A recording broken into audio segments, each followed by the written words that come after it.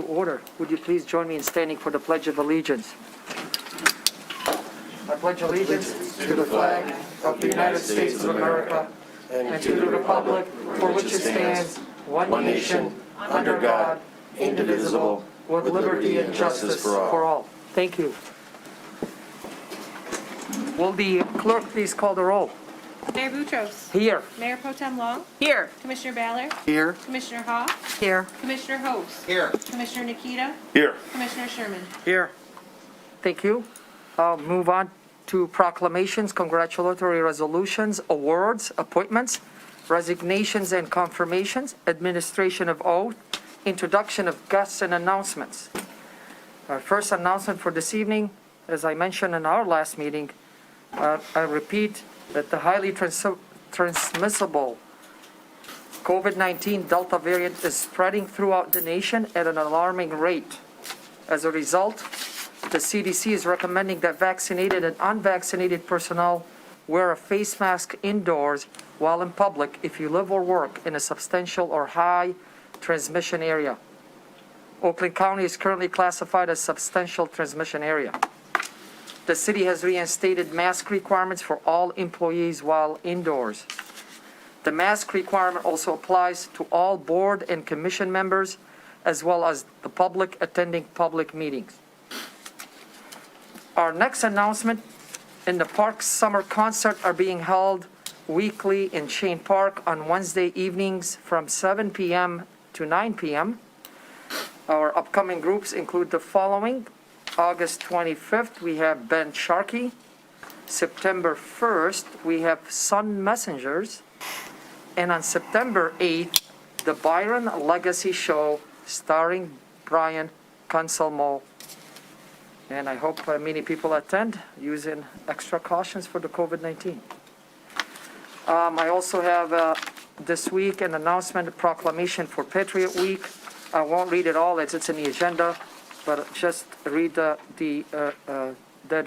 resolved, therefore be it resolved that the city of Birmingham hereby recognizes September 11 to 17, 2021 as Patriot Week and September 11, 2021 as Patriot Day, and encourages all residents to renew their appreciation and understanding of the history and first principles of the United States.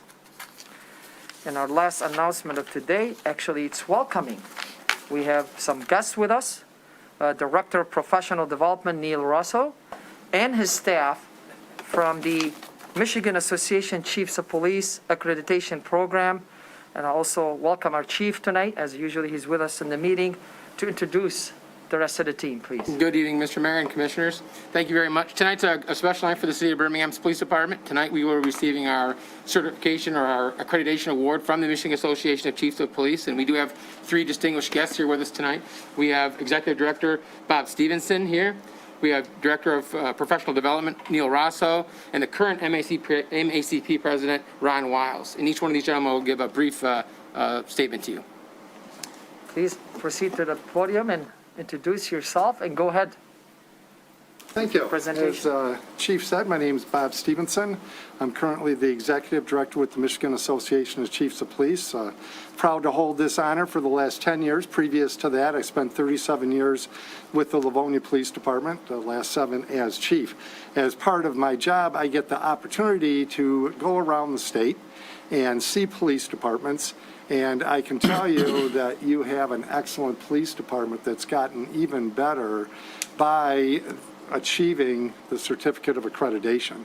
And we're here tonight to award that Certificate of Accreditation to the Birmingham Police Department. So give you a little feel for this award and what they've gone through, or put it in comparison to, if you will. In the state of Michigan, there are currently 582 police departments. Of those 582 police departments, your police department is the 36th in the entire state to achieve the award of accreditation. Or to put it in a different way, your police department has done what 95% of the other police departments have not yet achieved in the state of Michigan. And it's quite an accomplishment. And we all know that things have been difficult in law enforcement for the last year and a half or so. And a lot of the reforms that people talk about bringing about for police departments, your police department has already done. And they started this before anything happened, and it was voluntary, and they worked very, very hard to do that. So it's an honor to be able to come here tonight to present that. And when I come here, I purposely choose the words that we're here to award the certificate of accreditation. We don't give it, you earn it. And it's a lot of work. And I'm going to introduce Neil Rosso and have Neil come up. He's the director of our accreditation program, and he's going to give you a feel for the amount of work and such that went through to attain this. Neil? That's nice to hear from my staff. Thank you, Bob. I'm probably the lowest on this totem pole here, but Mayor, Council, it's truly an honor to be here. Bob and I talk about this a lot. We both got to do quite a few pretty cool things as police officers through our career, but this is truly probably the most rewarding thing that I get to do. I get to come into your community and tell you that you have a great police department. Now, you probably already knew that. I mean, Mark's probably been trying to convince you that for a long time. But outsiders came in and can tell you that. So we all kind of know what accreditation is. Your kids go to accredited schools, hopefully. You get treated in accredited hospitals and maybe went to an accredited college. So the idea of accreditation is there's a group slightly outside of the profession itself, like the Michigan Law Enforcement Accreditation Commission, that sets standards. We have 108 standards that are basically state and national best practices. They deal with things like administration, personnel, operations, investigations, and then just handling prisoners. So they had to take those 108 standards, and saying there's 108 standards kind of minimizes the fact that there's probably 400 plus tasks that they have to do that are kind of hidden in there. So they have these standards that exist. They have their current written directives as they existed before they entered accreditation, and they had to weave those together. Now, they have to have the written directives meet the standards, and then they have to create this thing we call a proof. And the proof is a document or something that explains to two outsiders that they're following the written directive that follows the standard. So it is no easy task. I always tell it's attainable, and not everybody can do it, though. So they've done a great job here. It's truly my privilege to be here. And with that, and we'll be back in 3 years. It's not a, hey, you get this and it's Ali Ali Uxum free. So we'll be back in 3 years. With that, President Ron Wiles. Thank you, Mr. Rosso. Well, good evening, and thank you for the opportunity to be here. My name is Ron Wiles. I am the Chief of Police in Grambling Township up in Genesee County and President of the Michigan Association of Chiefs of Police. And Chief, congratulations. I know firsthand the amount of work that goes into achieving this recognition and this award. It is not something that everyone can do, but it's something certainly everyone should do. You should be very proud of your police department for what they've accomplished. Chief, it'll make your department better and allow your residents in Birmingham, they will see the effects of this and how your officers interact with the community. So congratulations, and with that, I am pleased to give you this. To all who see the certificate, know that the Birmingham Police Department, having voluntarily complied with the standards established by the Michigan Law Enforcement Accreditation Commission, deemed essential for the delivery of professional police services and the protection of their community, is hereby awarded the certificate of accreditation. Effective this first day of July of the year 2021 for a term of 3 years. Chief, congratulations. Thank you very much.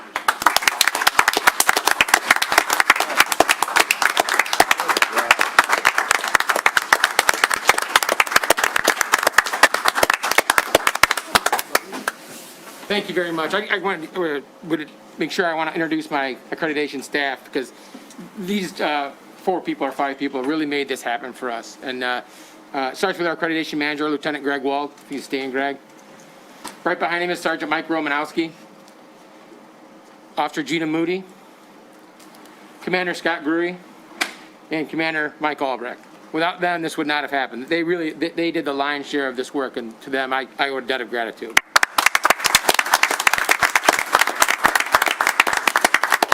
Obviously, to echo off what the MACP staff indicated, I think as Chief of Police, it's my duty to give the most professional police department we can to you, to deliver the highest quality standards, to be transparent with our public, to meet the needs and expectations of our citizens. And I think this program goes a long way to making sure that we do all of those things. And as they indicated, each year we have to go through proofs and we have to continue to analyze it. So in the end of 3 years, then we have to go back and get reaccredited again. But I think the fact that we're doing this on an annual basis shows our public, shows our citizenry that we care, that we're trying to achieve the highest standards possible, to deliver the best possible service in the most transparent way possible. So with that, again, I thank you for the commission's support of the police department, and moving forward, we'll try and do the best job we can. Thank you. Thank you, Chief. Yep. Congratulations. Thank you to all the MACP and the guests, not the staff. We thank you for this wonderful award. This is a testimony, not to us as a city commissioner. We know how hard our police chief work and his staff. This is a commitment to our community. The residents today, they'll be proud to know that, that we received the award. And as you said, it's well earned. As I was walking up the hallway, coming to the meeting, I met one of the officers today. I saw Officer Gina Moody, and I asked, how you doing? She goes, great. Because what are you doing here? She said, well, I'm on vacation. This is the dedication from our team. She's on a vacation, but she came in wearing the uniform. I said, that's not a vacation uniform. She goes, yeah, but I'm here for an important subject. So salute, thank you for being here. This is a testimony how dedicated our staff is and our police.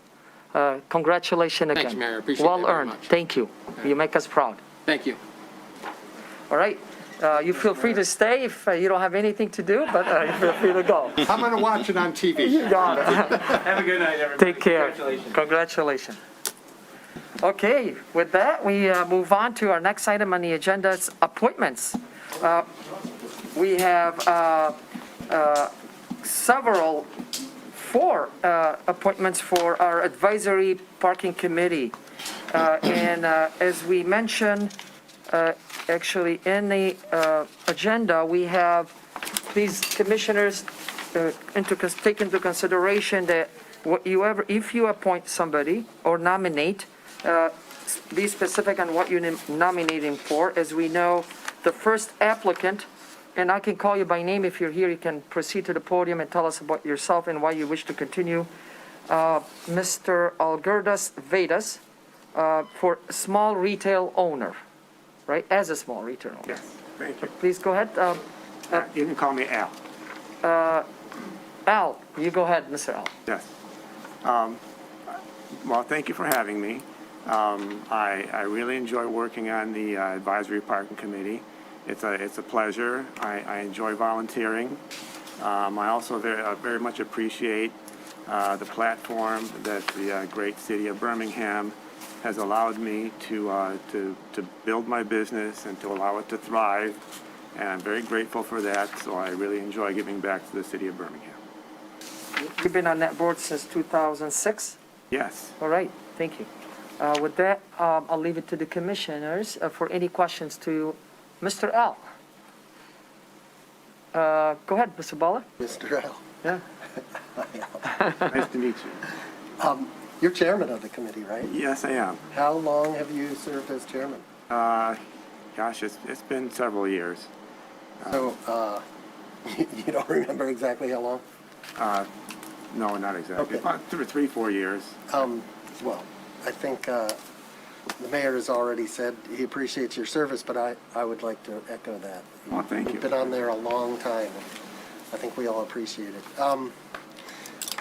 I'm going to assume you're aware of some of my concerns about the parking system. Is that Yes. fair to say? Yeah, Okay. fair to say. And I want you to know that my concerns are about the system and not the individuals. But and I wanted to point out the mission of the parking committee for anyone who isn't aware. It's to provide guidance to the city commission in the management of our parking system, and that you should recognize the parking requirements of the central business district and fairly assess the cost to users. Provide for attractive, maintained, and safe facilities. I occasionally use the parking decks, and I find them frustrating to enter, I do too. unpleasant sometimes to occupy. when we had a waiting list for permits, there was a big disparity between cost for a permit parker who might pay $50 a month and a so-called transient parker who had to pay maybe $10 a day. We had a consultant study in 2018 Yes, we did. in which a majority of users who were surveyed rated the system either poor or very poor.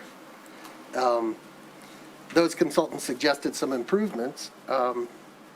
Some were implemented, many have not yet. And for as long as I've been watching city government, it was about 20 years now, I don't think anyone involved in managing the system had a firm grasp on the legal framework of what we call the parking assessment district, which, Correct. thanks to our city attorney, we're starting to understand better. And on top of all that, we recently learned that the decks are going to require about $12 million in repairs, some of which is maintenance that arguably might have been performed sooner. So I have a question for you. Yes. Or two questions, really. One is, do you share my concerns? And the other is, what can we, as a commission, do to help your committee do a better job? Yeah, I do agree with your position of the condition of the decks. We're actually working on that right now. And from the committee, it would be nice that if we got more, feedback and communication as to what, we should be considering and working on, as you had pointed out. I would personally appreciate it if you would come to one of our meetings and share your thoughts and concerns with the whole committee. And the committees would be very receptive to, because I know you have a lot of thoughts. The committee would be very receptive to your presence, and we'd like to hear from you. And the rest of the commission? And everybody else on board. I think it would be appropriate if anyone was to meet with your committee, it would be the entire commission, maybe in a joint meeting. That would be nice. Wine and cheese. Okay. I'm good for that. Okay. Any other questions, Subal? We're good on the questions? Any more questions? No, I'm good. All right. Thanks. Any other questions? Thank you. Well, thank you. We're all out. Doug? No? Yeah, oh, good. We're we're good. all Thank you set. so much. I'm done. Have a seat, and then we'll wait for nominations. Okay, now second, number 2, we have Mr. James Arpin. Please proceed to the podium. Tell us a little bit about yourself and why you'd like to be on the committee. And this you are applying as actually a resident. Yes, Go ahead, please. thanks. Good evening, my name is Jim Arpin. I live at 411 South Old Woodward in the Birmingham Place condominiums. I was particularly interested in this position to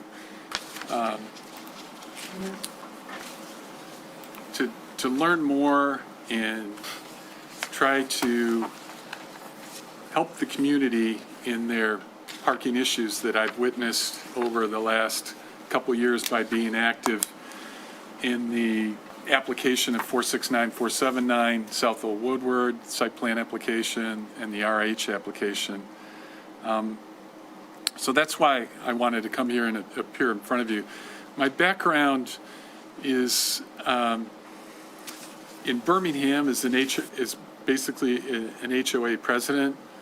I moved to Birmingham in 2010, and over the last 11 years, I've lived here 4 years, and 7 years of the 11 years I've lived in Asia. I've worked in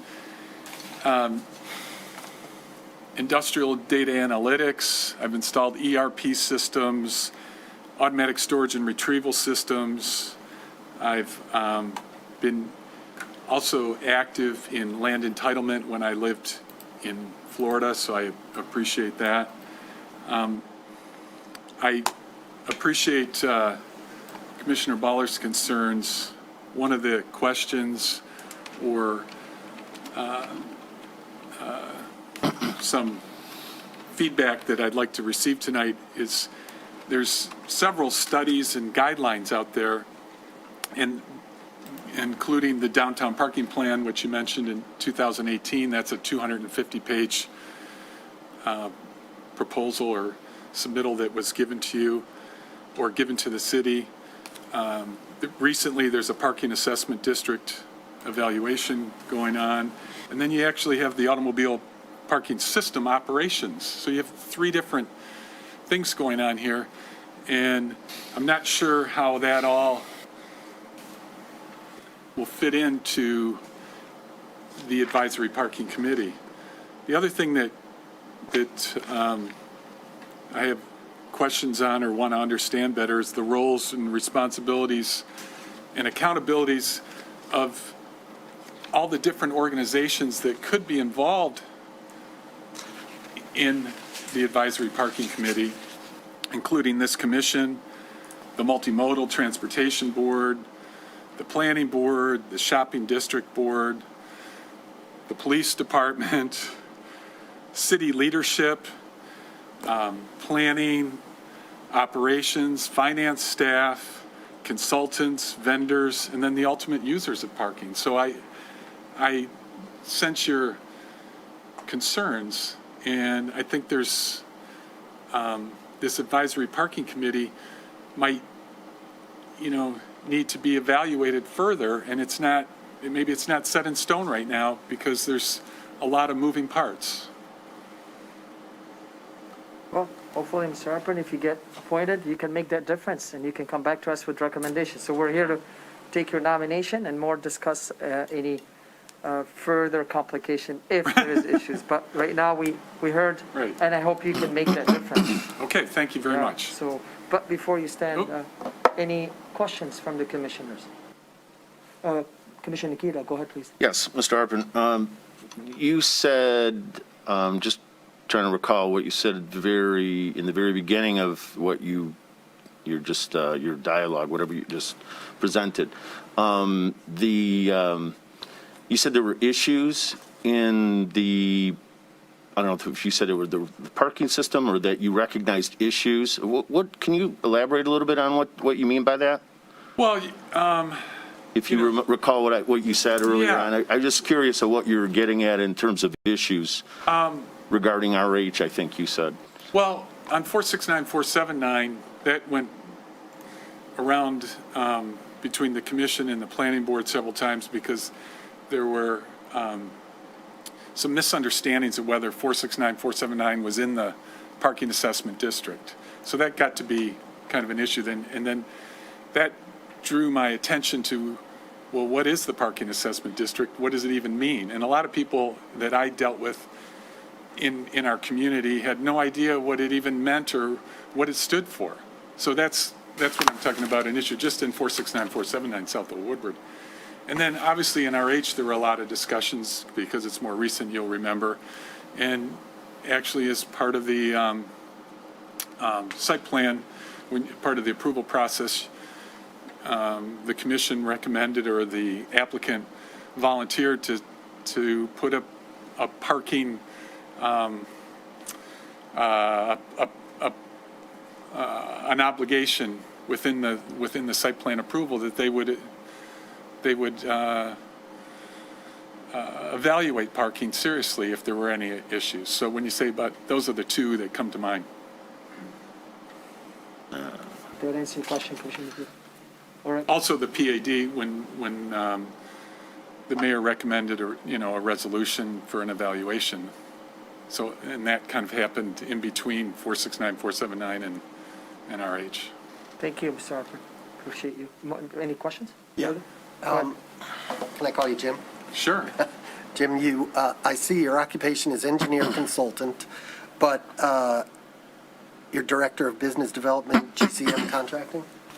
previously in the city of Fort Myers, Oh, Florida. okay, so not anymore. Not anymore, So no. now you're an Now- engineer? yeah, You're I'm- trained as an engineer? I'm on my own right now. I have a background in engineering. I graduated from Purdue in industrial engineering. Industrial, okay. So you're familiar, and your career was in construction? I was in construction also. I worked for a tier one automotive supplier in Detroit, and then I lived in Florida. And while I was in my career in Florida, was in land entitlement, business development, GCM contracting. We developed a Jack Nicklaus signature design golf course in the middle of an estuary, and we installed another project I worked on was the first all concrete dry stack boathouse for the Colliers in Collier County. So those are a couple development projects that allowed me to kind of take an interest in 469, 479, that 2-year project or 2-year application. And when you say that, just so everybody knows, you're talking about the former Chinese restaurant and bank? Yeah, right? and the Okay. Telmer Bank. Yeah. Thanks. Mountain King and Mountain Telmer King. Bank, 469, 479. Okay. Thank you. Any other questions, commissioners, for Mr. Halpern? See none, thank you so much. Thank you. See, we have Shar Nasirian. I hope I did say it right. Yeah, all right. And you are applying also as a resident. Yes. Go ahead, please. Tell us a little bit about yourself and your interest in sitting on the Sure. board advisory. So I live on 861 Coolidge Road in Birmingham, Michigan. Been there for about a year, but I also, previous to that, lived in the condos right on Maple and Coolidge, so pretty much Birmingham School District, but around the area in Troy. So one of the big things is I want to be a part of the actual local government just because there's a lot of different things I see that could actually be corrected. So one of the issues, or one of the things I saw, was with the parking. As I've been frequenting Birmingham for quite some time, and with my background being in automotive, I thought it would be actually a good way to actually get involved. As a resident and as a person that's actually gone to many of the different restaurants or frequents it often, there's always issues with parking. I think there was a couple years ago when they tried to do the valet service, now that they've moved it in front of the hotel or right next to the hotel, there's issues with that as well. It never made sense. The valet people would not be there on time and whatnot, just multiple different things. So with that being said, with my background in automotive, currently right now I work actually down the street at Meritor. I am the global product line director for the EV vehicles.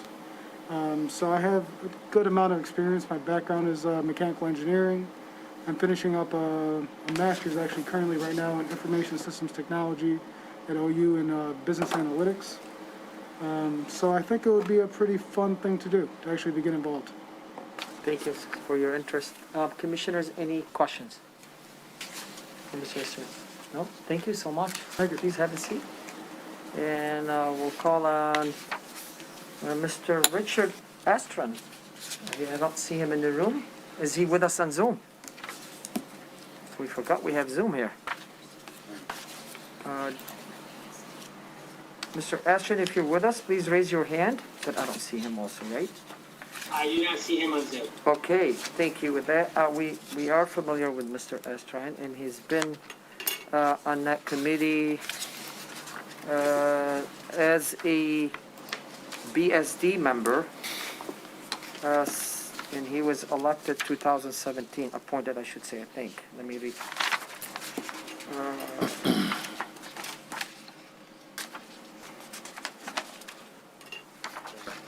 Yep, says actually appointed 12/9/2019. Okay. Commissioner Hall. Well, I have a couple of comments.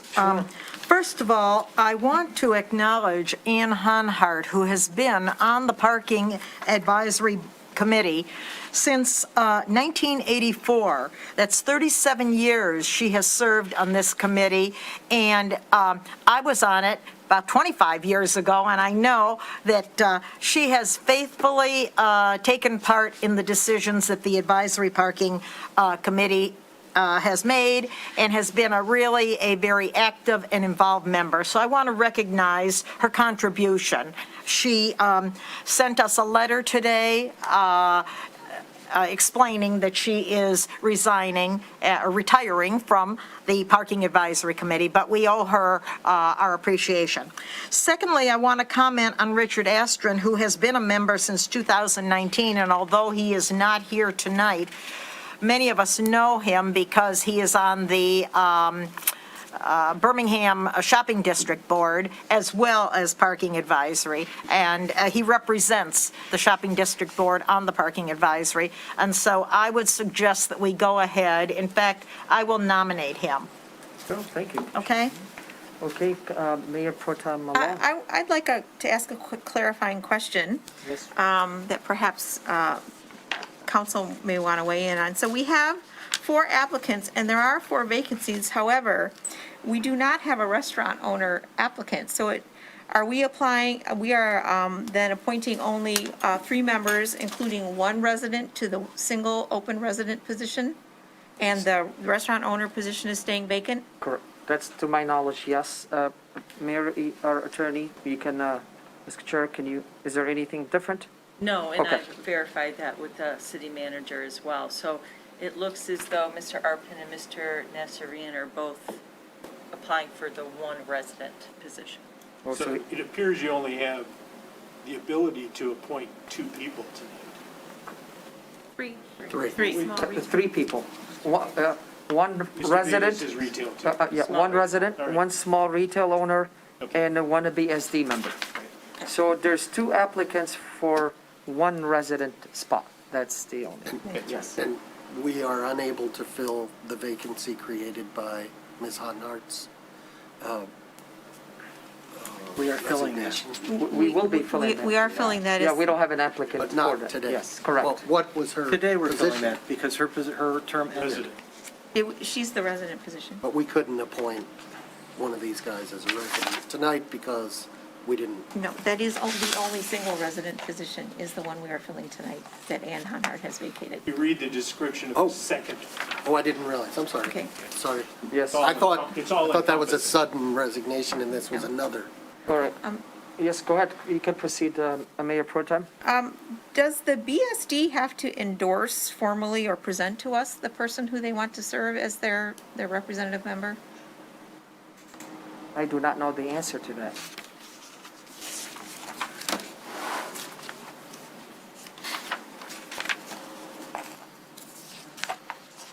I don't think we've ever done that. BSD picks who they want. And That was her question. Yeah, but do they notify us Do they formally notify? who they picked? In the past, they haven't.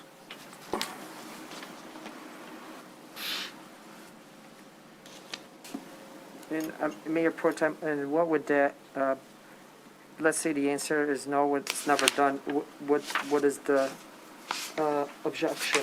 No objection, just point of information about process. Got it. Mr. Mayor, Yes, Commissioner Keating. I'll continue the nominations if you're Sure, ready. if you like, I'll take them while they're looking at that. I'll nominate Mr. Nasserian for the resident position. Commissioner Sherman. I will nominate Dr. Vitas.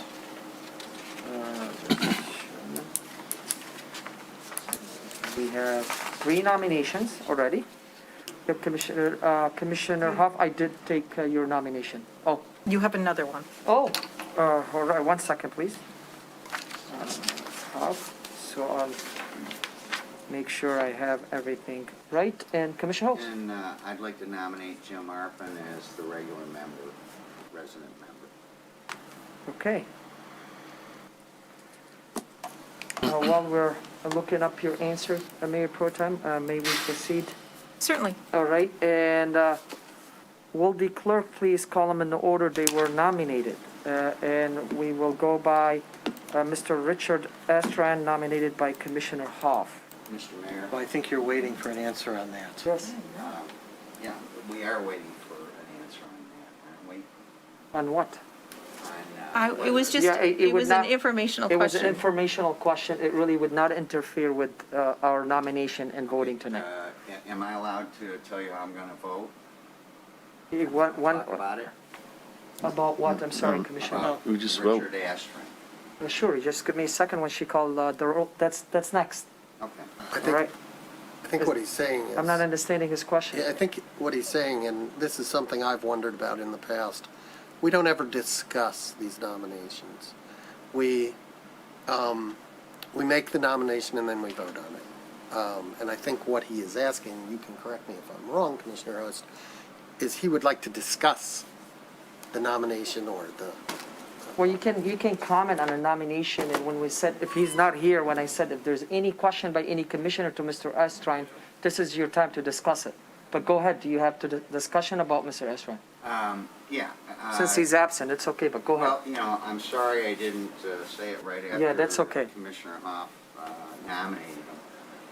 Number one, I have no problem with Richard Astron. I've only heard lovely things about him from all sources. However, I have a real problem with the fact that he has a sincere conflict of interest, whether it is the PSD or his store. I am still in twitching from the fact that I approved Mr. Aaron Black last summer. It just seems to me that these people have vested interests that are counterproductive to the notion that we're all in this together, so to speak. So I am not going to vote for Mr. Astron because I feel there's a sincere conflict that's been set up in the APC. Thank you, Commissioner. Okay, with that, you have a comment? I don't think Commissioner Host understands that the idea behind the membership is to bring different points of view to the table. And it's not that they have a conflict of interest, but they're expressing their different points of view based on the experiences that they bring. It creates a diversity on that board. If there were a particular issue where he had a personal interest, I am confident he would recuse himself. But like this board, there are other boards where we have people who specifically have an interest in the area, and we want them to participate, and that's why they're on the board. So to say that you're not going to vote for him because he's a member of the BSD and owns a business, that's exactly the reason we need somebody like that on there. Who better to understand what issues are being faced than someone who is facing them every day? Mr. Mayor, am I allowed to respond? Let's not have a dialogue and a discussion. I agree with... Every person on this seat here has a different opinion. I am not here to educate myself today. We already have a nomination. I'm ready to go for the vote. This is a discussion should happen, not one we're voting for somebody that got nominated. If we do have a really serious clarification or confusion about whether a BSD member should be, should not, I do believe this is a different session or an email clarification to our city manager that can come back to us. And if we need more, we'll be more than happy to give direction to our city manager to give answers. But I'm not here tonight to really understand or listen to everybody's opinion, because my opinion could be different than both of you. But Commissioner Hobb? I'm not going to give an opinion. Yes. I'm just going to state what is the requirements for membership on the Advisory Parking Committee, and the requirements are spelled out, that it must be a member of the Birmingham Shopping District. That's exactly right. That's why I said any further clarification should not be discussed at this time. I'm not disagreeing with Commissioner Baller also. I respect everything he said. He might be 100%, no, and you too.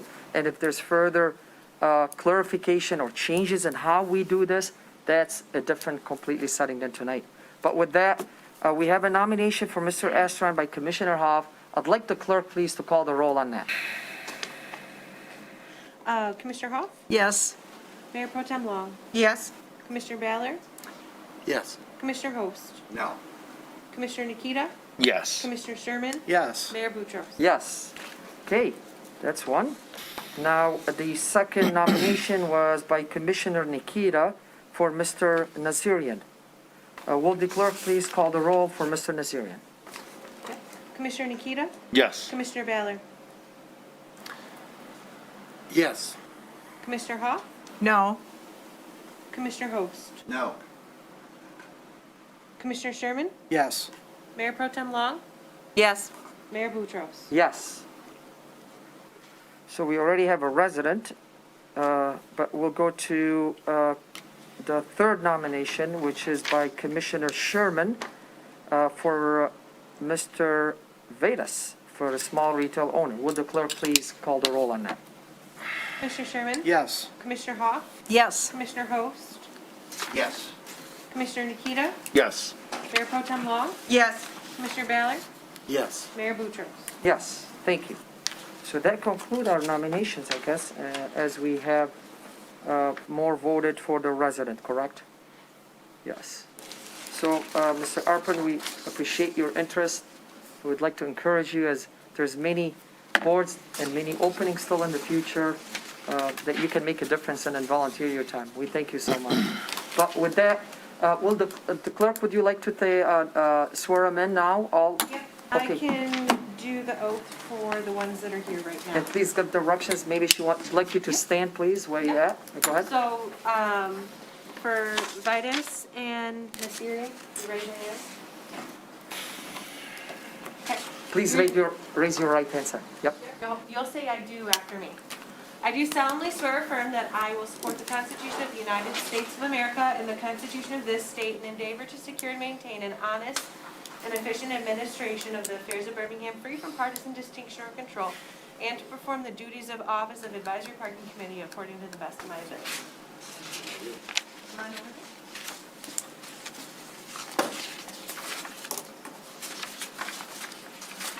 And then all I need you to do is sign and then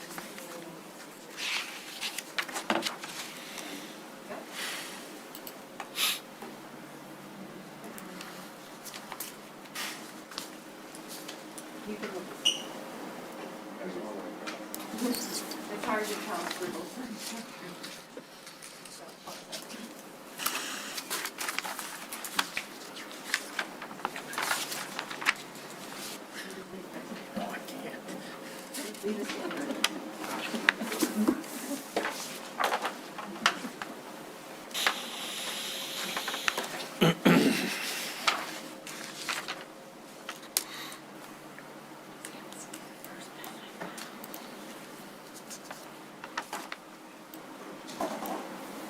Okay, while they're doing that, congratulations again, and thank you for your continued service to us. And then congratulations to you, Mr. Nasirian. I appreciate, I would really like a joint meeting sometime. Thank you. I hope that will be accomplished. Thanks again. Take care. Yep. Yep. And now we move on to open to the public for matters not on the agenda. I'll take the public in the room first, then we'll go to, do we have any public for matters not on the agenda? Are you here for something not on the agenda? Please stand.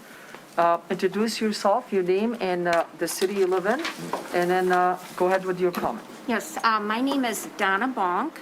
My husband and I have been residents of Bloomfield Township for a little over 35 years.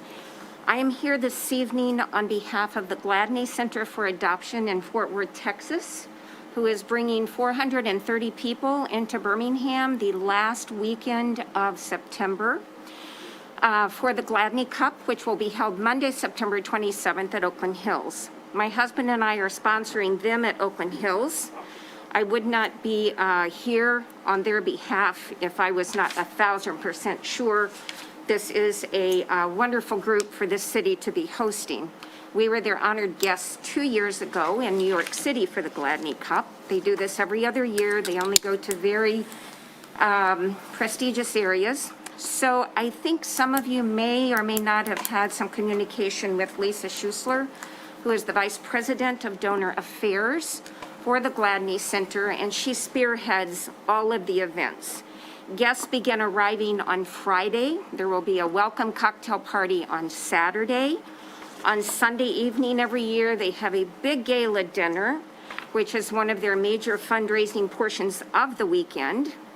They had landed with all of the COVID restrictions and everything that has happened for, well, almost a little over a year and a half, they had landed on the GM Heritage Center.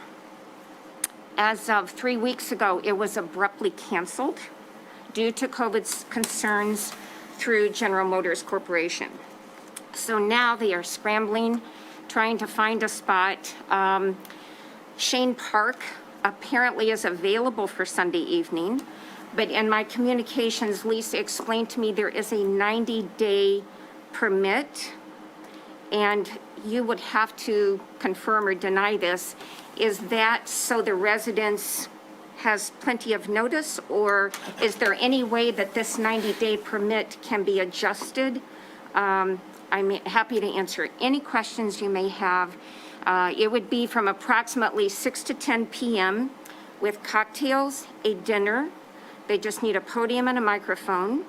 At 7 p.m., for about 15 minutes, the Detroit Children's Choir will be performing because they always like to have entertainment showcasing the area.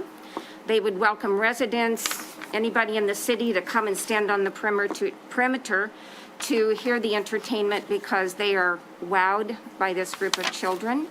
The other thing is there would be no traffic congestion because they are being housed at the Daxton and the Townsend Hotel. It would not be a late night because they all have to be up early for the golf event the next morning. Any questions? What happens if it rains? Then the event would be canceled. The other thing is they have been planning this for 2 years. The vendors for rentals, AV, floral, everything that they hire would be out of jobs if we did not, if they're not able to have this event.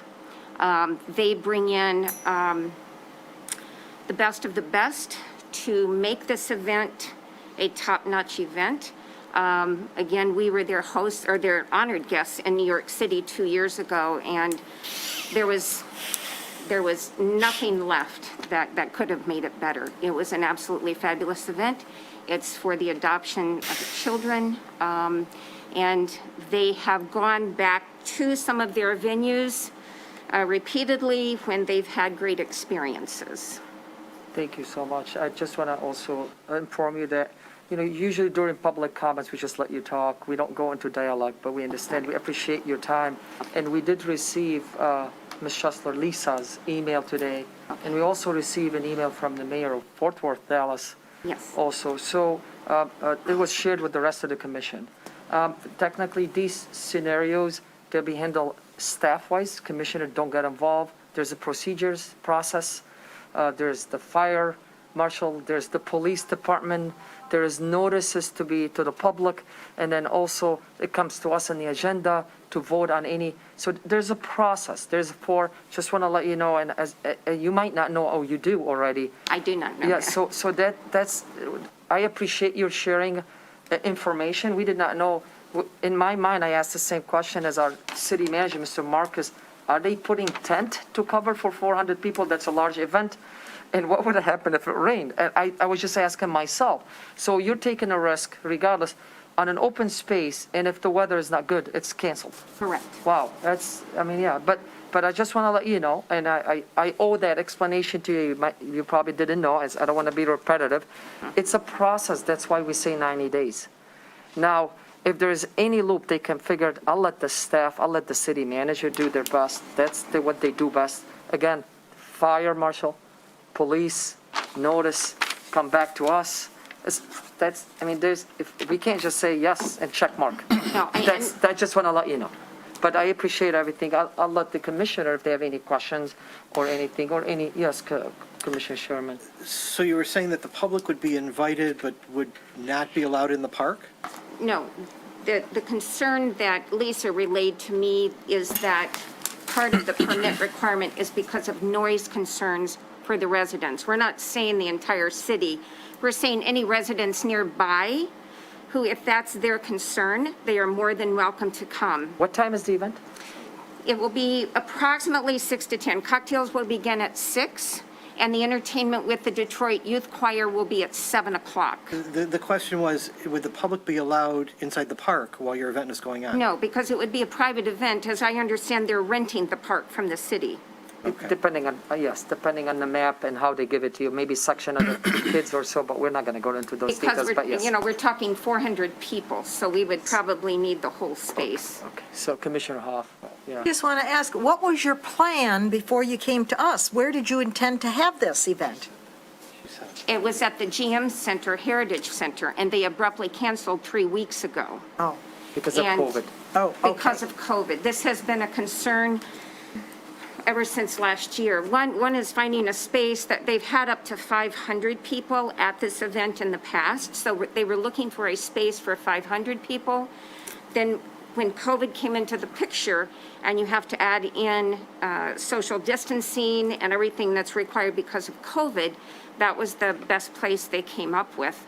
There is one other venue in Detroit, but it requires busing all of these people there, and they're very aware it's a last-minute decision. Their executive board is adamant that it be an outdoor space. So this is our Hail Mary right now. Thank you so much. Again, from the city level, I'll let the expert decide on that. I assure you they'll do their best, and we understand it's COVID, and there's exception, and if the exception to be made, they will let you know. But Thank you. I don't think she should leave without you hearing my perspective on this. yeah, go ahead, Mr. Marcus. Typically, we require 90 days. Yes. And after the application is submitted, it usually has holes, like many of the applications that the staff deals with. So we have this give and take period. We notice the adjacent property owners, we make notice of it. It actually comes back to the city commission for approval. Correct. For the event. It will preclude the public's use of the park for Sunday evening. As fall is winding down as to the nice weather, this is the most popular park in town. The use of this park on a square footage basis is beyond anything else we have in the community. So this will shut the public out of this event. The other reason for the 90 days is there is a plethora of permits that go through. There's health permits, there's review, as you suggest, by the police department, the fire department. There's going to be potentially parking issues. Yes, the participants can walk, but have you thought about catering for 400 people? I mean, where's the catering coming from? I don't know that. We don't know any of this. And the other thing I'd ask you to consider is you're dropping this on staff, which will be, by the time they get their application completed, it will be less than 30 days that we will have to turn this around and make the communications back and forth, get this ready to submit to the city commission for approval, and then the commission will have questions. We very seldom have a special event that doesn't have a number of questions. There's insurance requirements, all of those things, which is why there's a 90-day start time for this.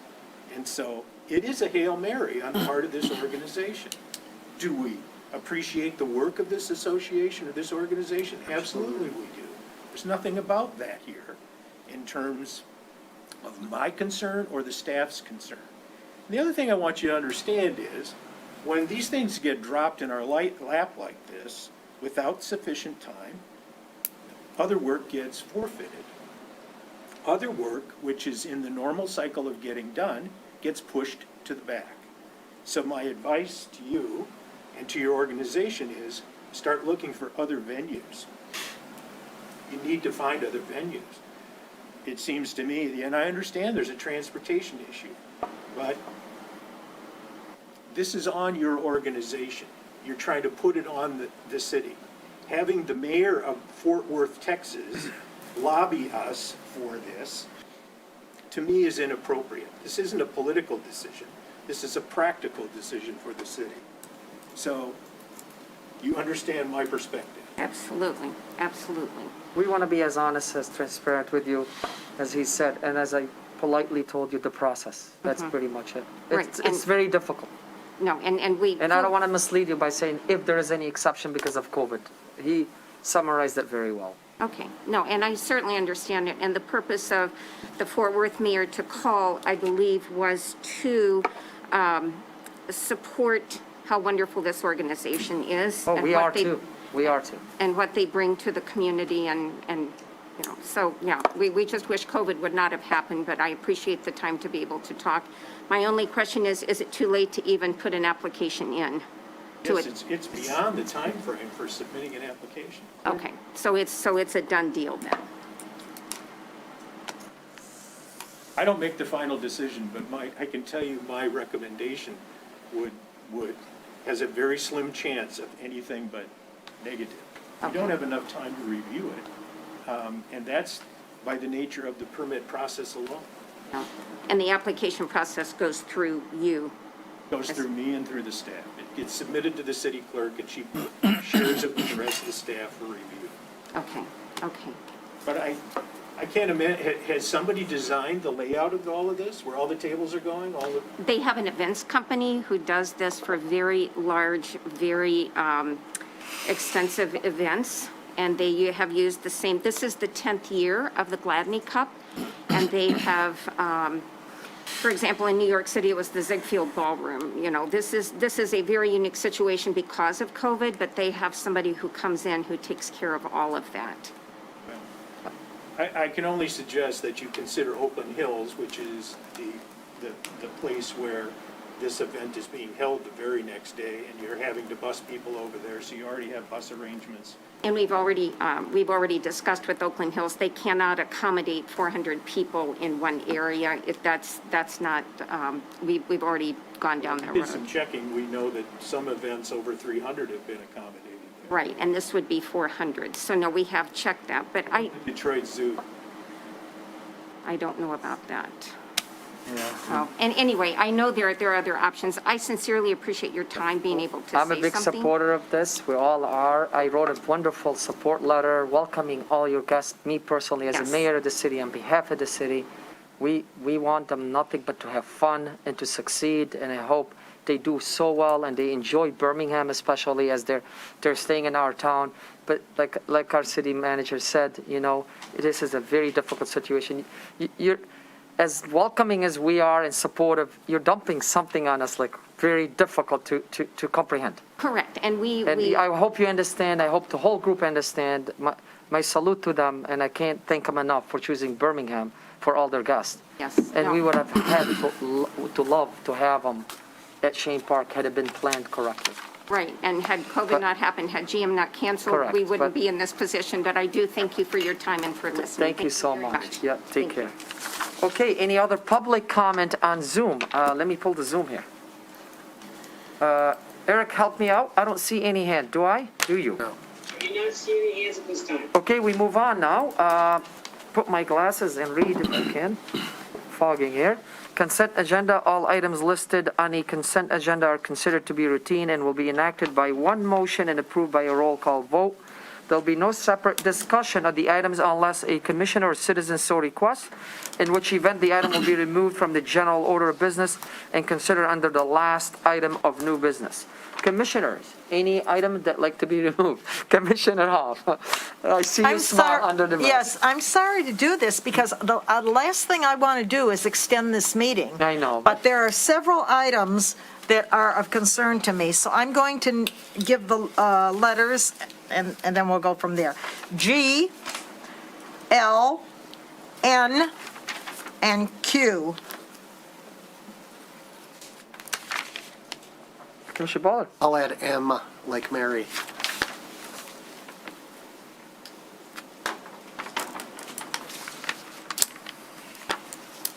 Any other commissions? Okay. If there's no one here for these items, but they might be, I don't know. There is, okay, so the chief is nodding his head. Commissioner before we do that, I'd like to have a motion. I'll move the consent agenda excluding items. Oh, the public. Yeah. Yeah, 1 second, sorry. Thank you, Mr. Marcus. Any items like to be removed by the public from the consent agenda for discussion? I see none. Oh, yes, Mr. Bloom has his hand raised. yes, go ahead, Mr. Bloom. evening, everyone. Can we remove item E, please? I couldn't hear you, Mr. Bloom. Item E, you said? Item E, yes. E. The one about the public notice.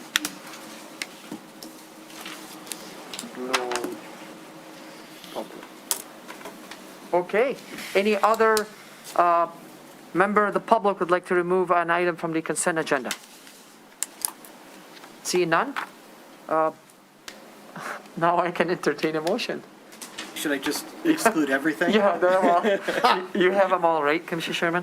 Yes. Okay. I'll move the suggested resolution excluding items E, G, L, M, N, and Q. We need a second? Second. Seconded by Commissioner Baller. Would the clerk call the roll on that, please?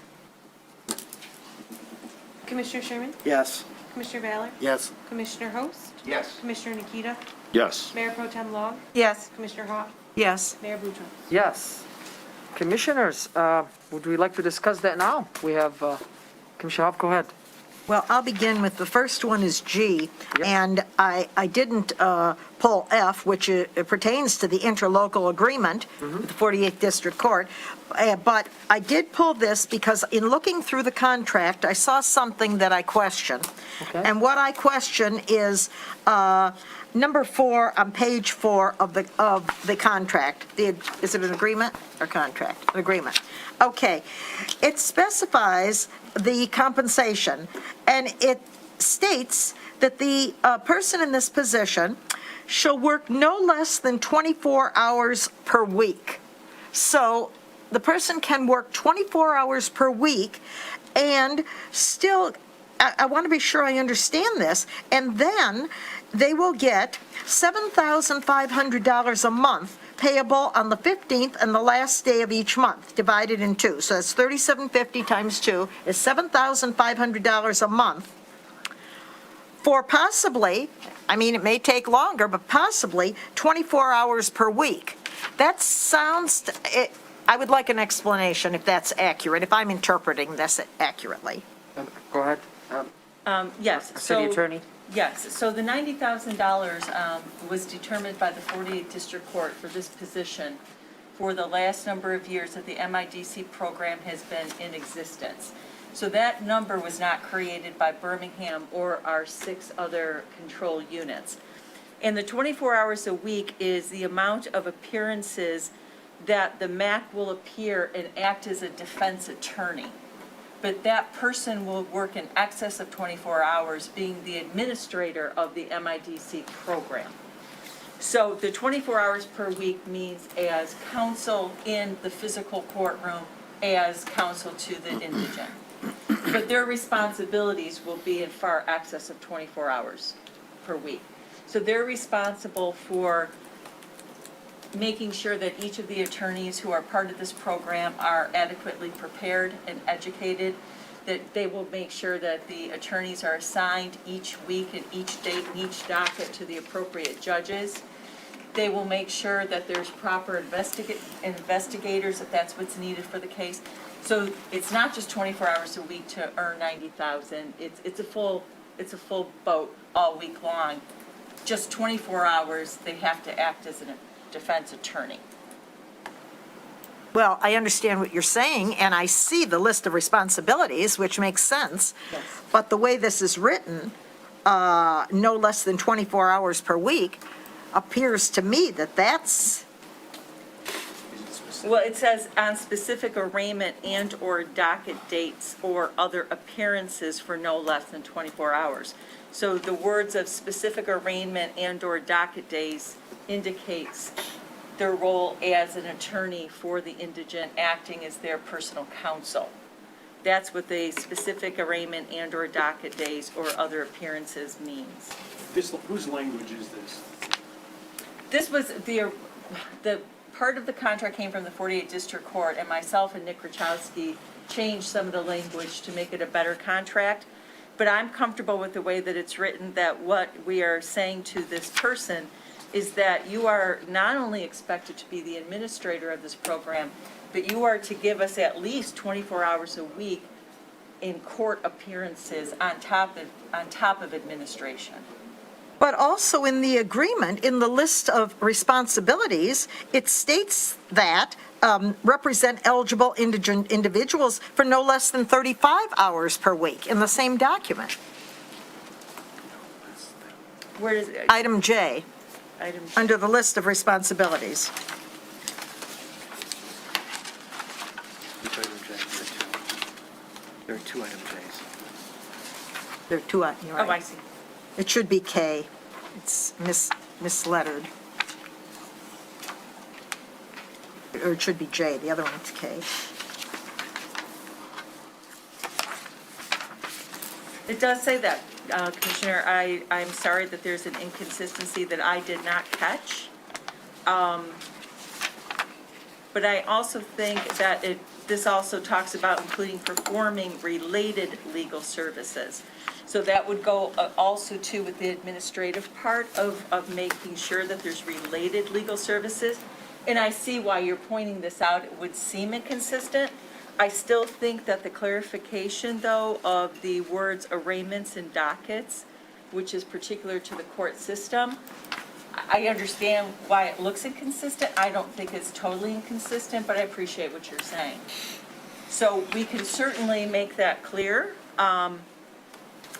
I think that it would be that J, the words no less than 35 hours per week would be stricken, because what we're demanding of the MAC is that they must appear as counsel for at least 24 hours a week, and the rest of the time, she would be responsible for all of the other duties, including performing related legal services.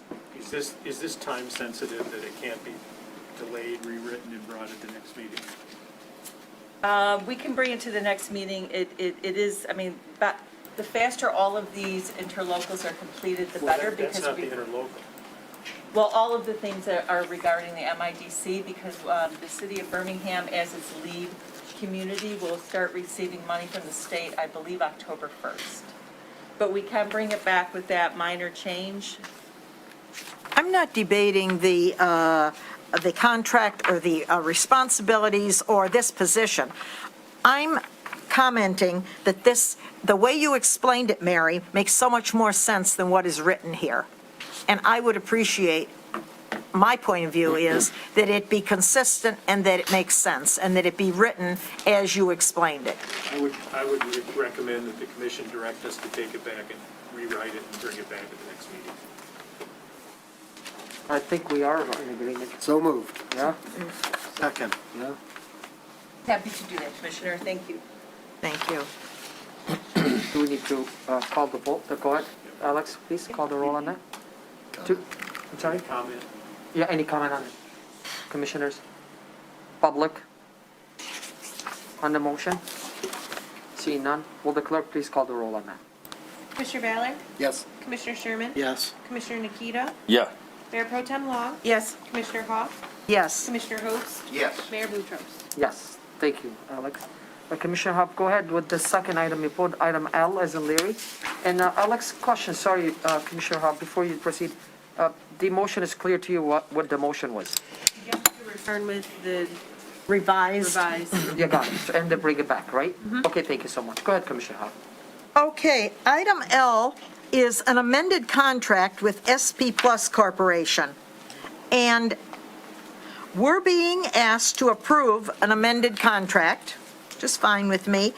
But when I read over the contract, there are no indications of what the changes are. Usually, when we get a contract or when we get a document where there are changes, it's highlighted, so you know what's being changed. But in this, there are no, there's no explanation of what's being changed. Commander Gruy, The new amended contract. can you comment on that? Yeah, I can, and sorry for that, Commissioner. What happened was when the police department took over the parking, we started reviewing all these contracts and going through a lot of the language on that. And we went through the contract with SP Plus. We noted a couple areas of concern, and we asked the city attorney to take a look at that. We worked with the then Assistant City Manager, Jim Hock, as well, and SP Plus legal counsel to review that. That contract went back and forth quite a few times. Most of the changes, or I should say all the changes, were basically the separation of SP Plus employees and their staff from the city of Birmingham.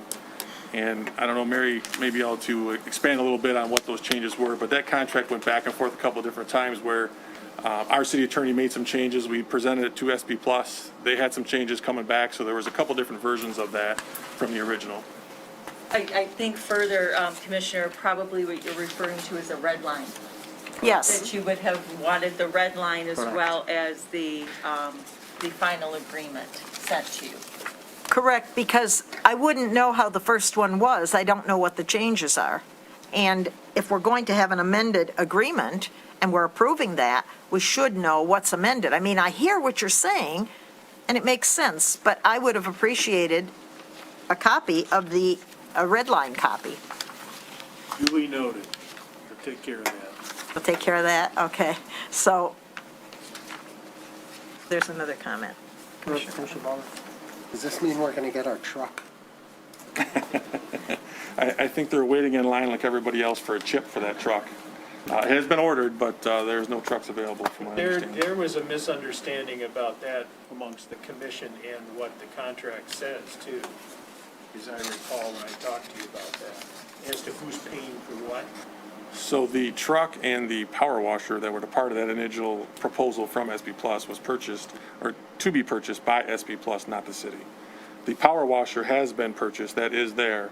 The truck to pull that around, they, unfortunately, like everybody else, can't get the truck at this point in time. So from my understanding, they've been taking a truck from one of their other locations and bringing it up so they can use the power washer in the time being.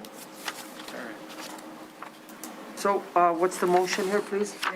Yes. As long as we're talking about the power washer and the truck, I didn't know how I should bring this up. There's another item. What about SP Plus was offering to purchase a Park Connect system and pay the subscription fee for a year? Has that been done?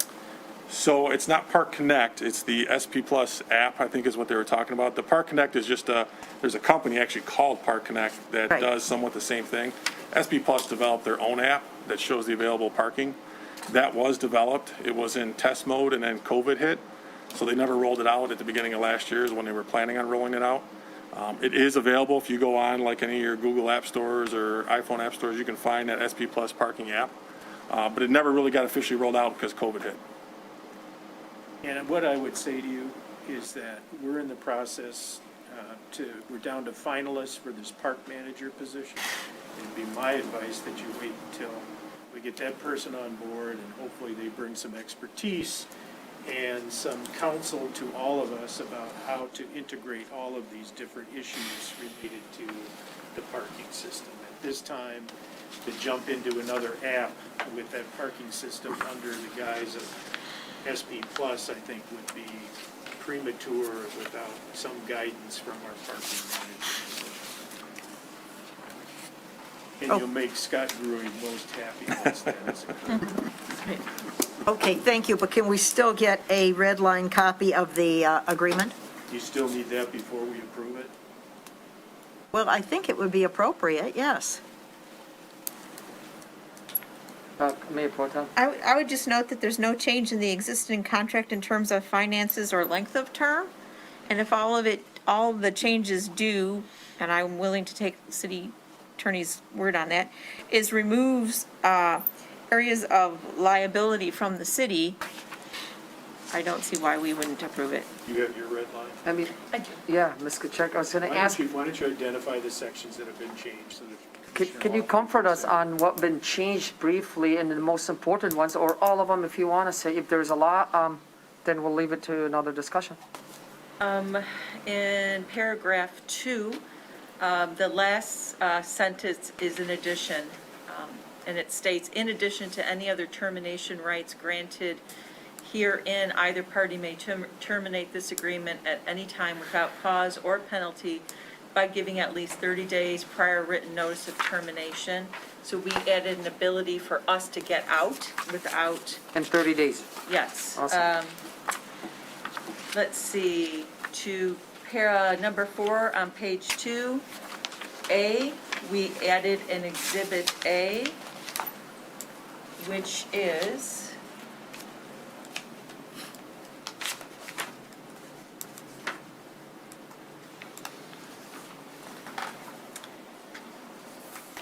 The Exhibit A would have been the, it's not attached, I'm going by memory, the operating expenses. So one of the things that we did not like about this contract is SP Plus was trying to put through all of its operating expenses to the city. And we went back and forth, saying, you know, that's not right. I took like a law office, for example. There's, you know, you say to your client, we're going to charge you X number of dollars an hour. Some of that is considerable part of one's overhead, yes. But you can't pass through all of your costs for your employees onto us. They're not our employees. Correct. So they had a list of things that they said were the things that they could pass through and things that they couldn't.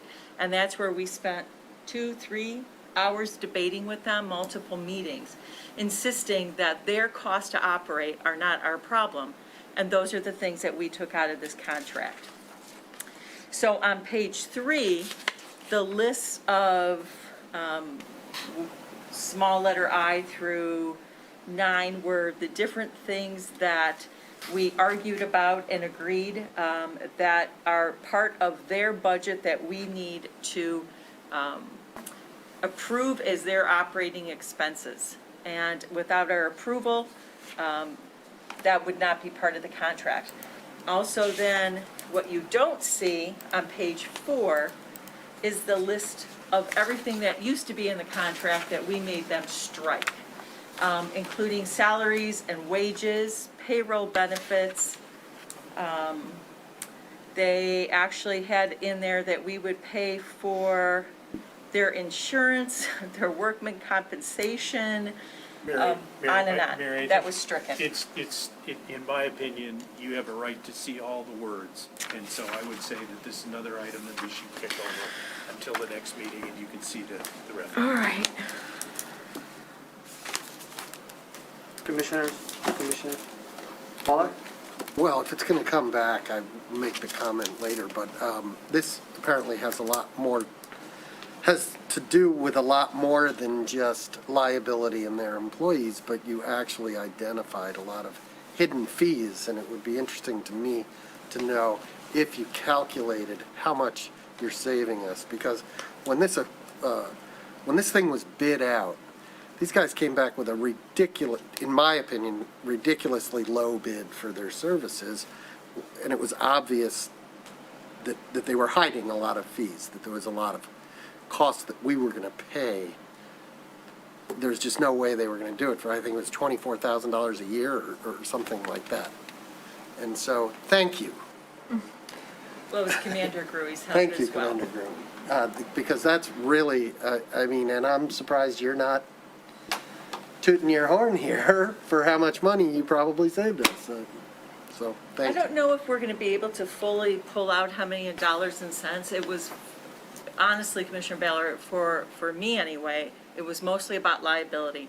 When I read the contract, I don't care how they couched it, those people were almost our employees, and that's the part that I could not get past. That's what we were particularly really for the- trying to address. For the liability, that if there was an illegal act on behalf of one of these employees, based upon how the contract was written, we're assuming responsibility as employers, and that's what we just could not do. So I'm not sure we're going to come back and say we saved all this money, but what we were able to show to them is that, one, we're aware that you're not going to pass your costs through us. And secondly, and most importantly, these are not our employees. We contract with you, they're your employees, and you're responsible for them, period. And that was the crux of the negotiation and the crux of the difference of this contract. So the red line was passed through. I personally don't know how red lines get passed through or not, but yes, red lines are available, and we'll make sure that all of you have it. Yes, Commissioner Hart. I'll move that we postpone this until the red line copy is submitted. Second. Seconded by Commissioner Waller. Comment on the motion by the commissioners? By the public? Seeing none, will the clerk please call the roll? Mr. Hawk? Yes. Commissioner Ballard? Yes. Commissioner Sherman? Yes. Mayor Pro Tem Long? Yes. Commissioner Host? Yes. Commissioner Nikita? Yes. Mayor Boutros? Yes, thank you. Commissioner Hoff, item N. You want me to continue, or? You know what, I can probably go in order. We'll do, yeah, go ahead, Commissioner Hall. You All finish right. yours and then go to Commissioner Waller. The next one is about the Santa House. Well, I certainly have nothing against the Santa House. We should have it. We have it every year. But it seems to me, again, this is just how this is written up, that this isn't only the Santa House. There's reference in this application to a tent being put up at Henrietta, at West Maple. Let me see where that tent is. And it doesn't, that should be identified. And then there's a Santa walk, and I'm not clear on what this, we usually welcome Santa when we have this event, and I don't think we're having the event from what I'm gathering, what I'm reading, but yet there is, let me see if I can find where that tent is. They will set up a tent on the southwest corner of the sidewalk at Maple and Old Woodward that will offer holiday treats and incentive to shoppers.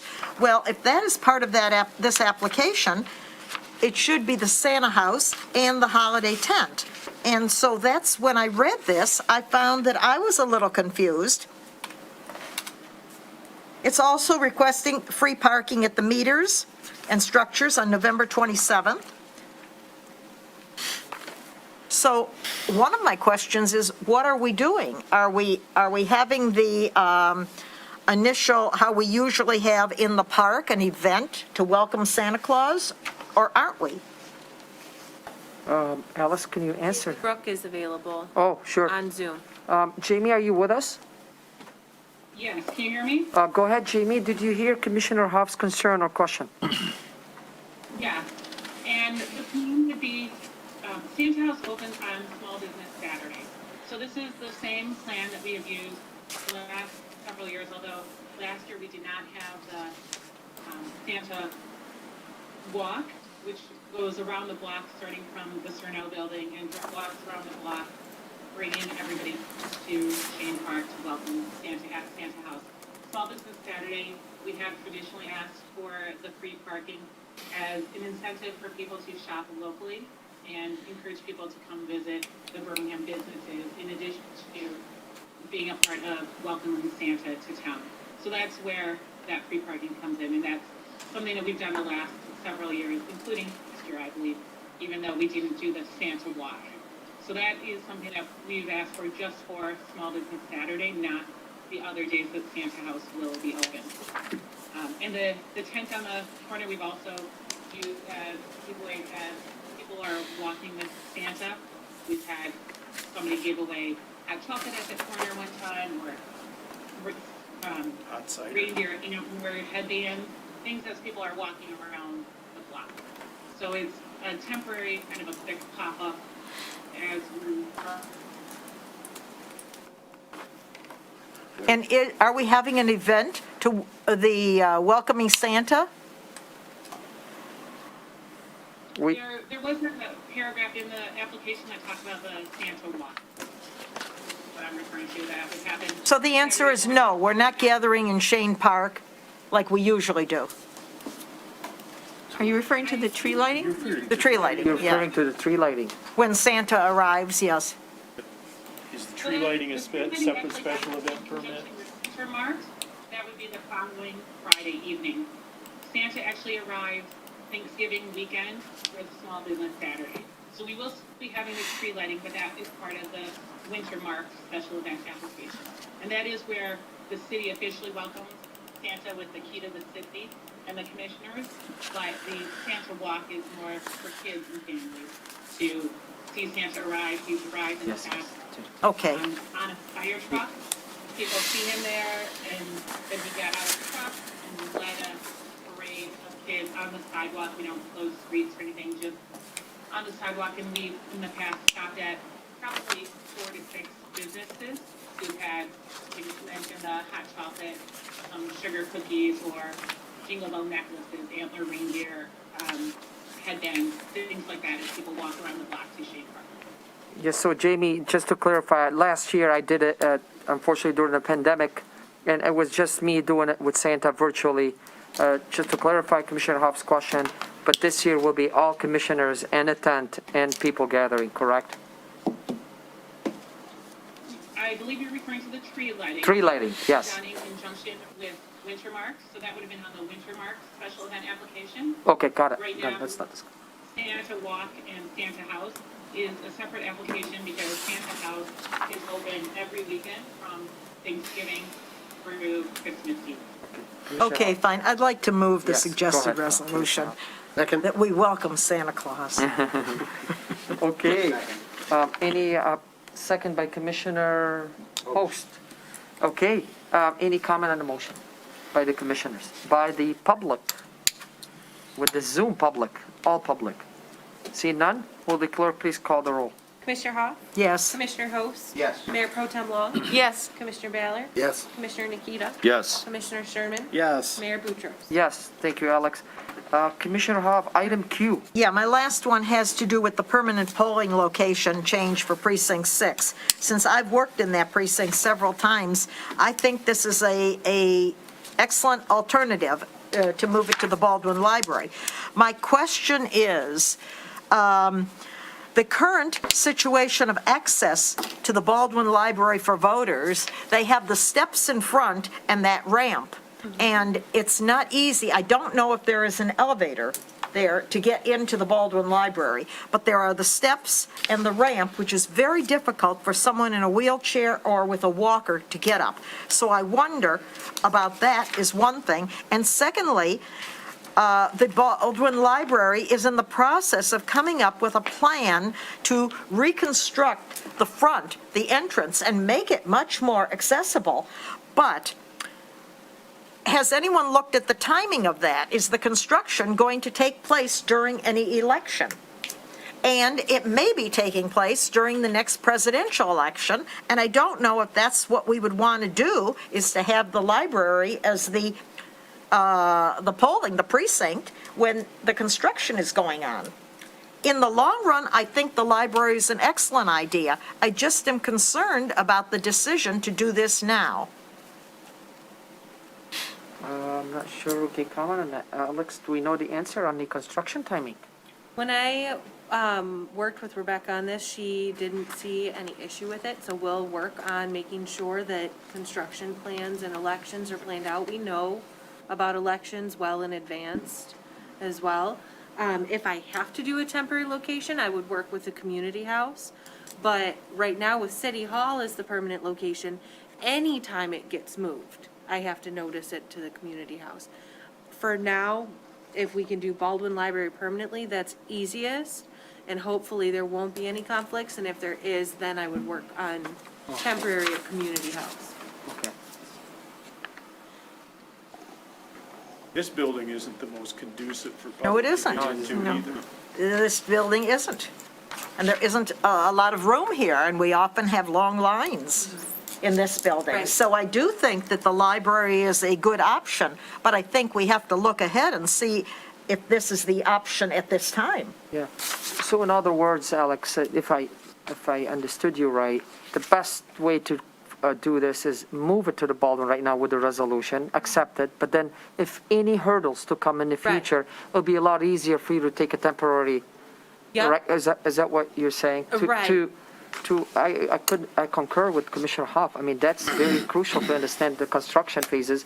And hopefully Rebecca had already know that. I mean, we know Right. when election is, right? So again, Commissioner Hoff, it's comforting to me. I understand. Well, it's changing. First of all, people were changed from City Hall to the community house. But that was temporary, they didn't want to commit to it. Well, this is temporary if there's construction going on. They can't. and But they- long-term, Yes, long-term, it's a good idea. But to me, that should be looked into, not assuming, well, there won't be construction when there's an election. It seems to me that someone should look into that. Did it come up when you made the decision on the library?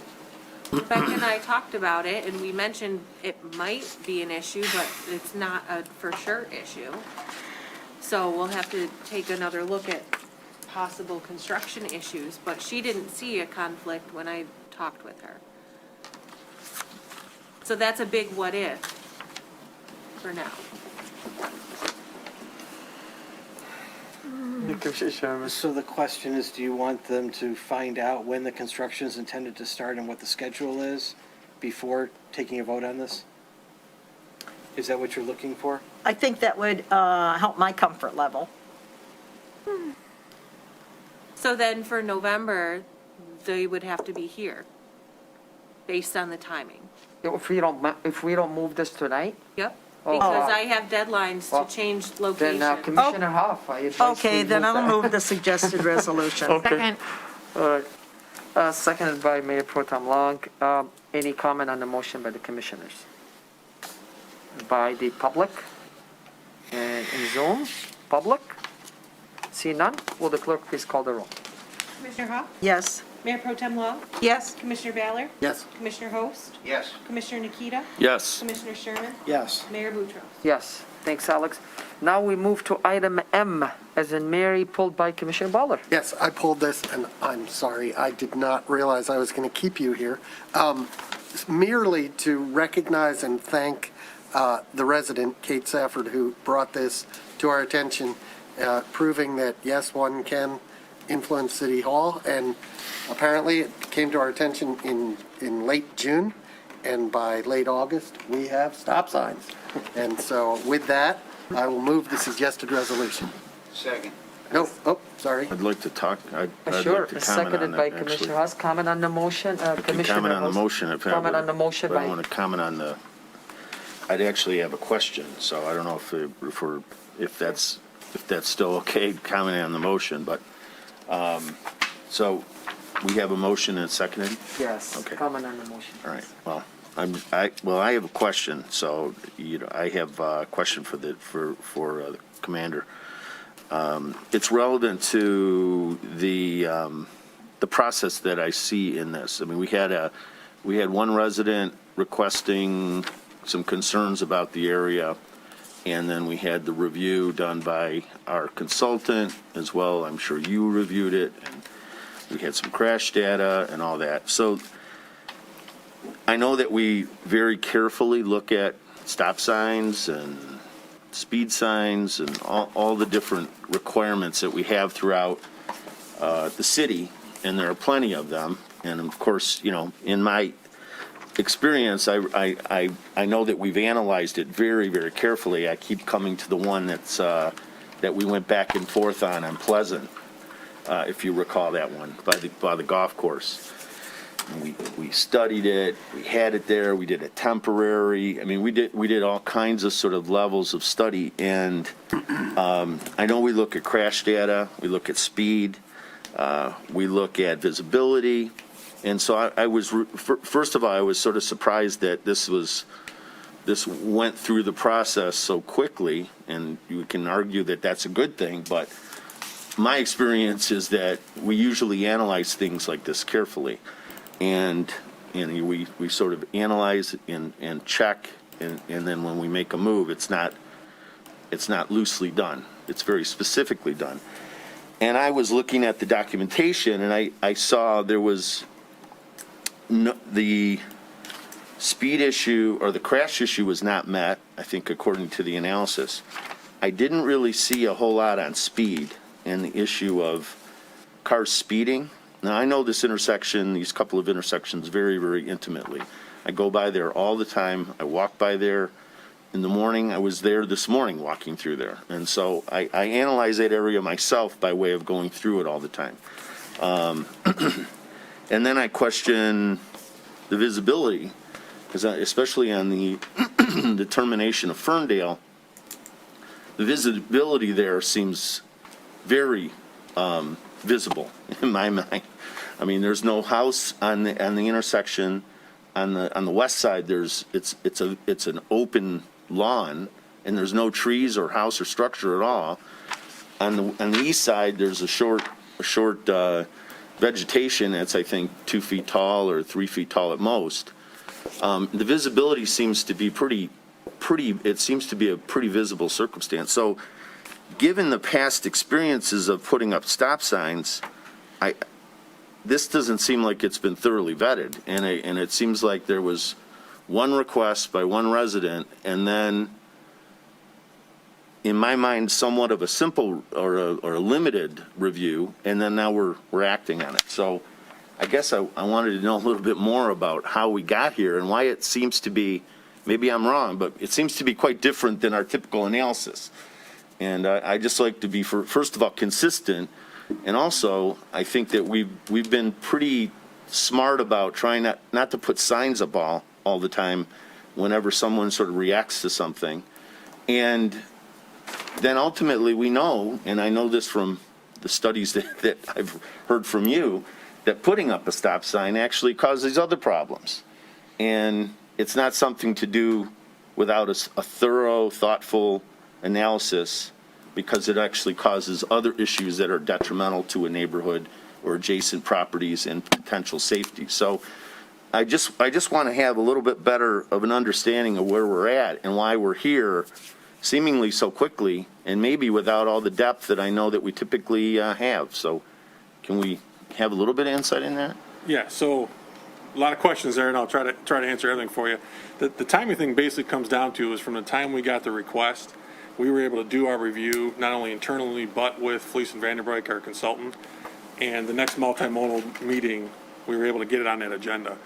So the timing just worked out right, that by the time we got the complaint, the multimodal meeting came up, and then it was available to come to here. So it did move fairly quickly, but that was, again, just goes back to from the time we got the request to our review to when the meetings were available. To the review in question, yes, we looked at crash data, yes, we looked at speed data, there were no issues there. The Michigan Manual on Uniform Traffic Control Devices has several different areas that they look at: crashes, speeds, but sightline distance is also one of the major issues. If you're familiar with the intersection now, there's only a stop sign northbound at Ferndale at Ravine. All of the three approaches at intersection, there is no stop sign. As you come south from behind the houses there north of Ravine, the visual obstructions is pretty great, especially to the west. And that road also curves there. So as the cars coming southbound there, they have no stop sign, and they can definitely not see vehicles coming. So when we looked at it internally, that was one of the concerns I had. I reached out to Fleece and Vanderbeek. I asked them to do their research. I sent them our speed data, our crash data, had them incorporate that with what they were looking at. They also agreed, again, no speed concerns there, no crash data concerns there. However, there could be a potential safety hazard, potential crash concerns with the sightline visibility issues for the vehicles on that south approach. So it did go through all the same analysis we always do. The difference that we had on Pleasant, the example you were talking about, none of those areas were a concern. There was no sightline issues there. There was no crash data, no speed data there. That was a test done simply because of the number of complaints we got, and the residents were demanding that we put in a stop sign. And we did it as a test to see whether or not the theory that the engineers tell us that if we put one in where it's not warranted, it could have an adverse effect. We did the study. We studied speeds before the stop sign was installed. We did speed studies after the stop sign was installed.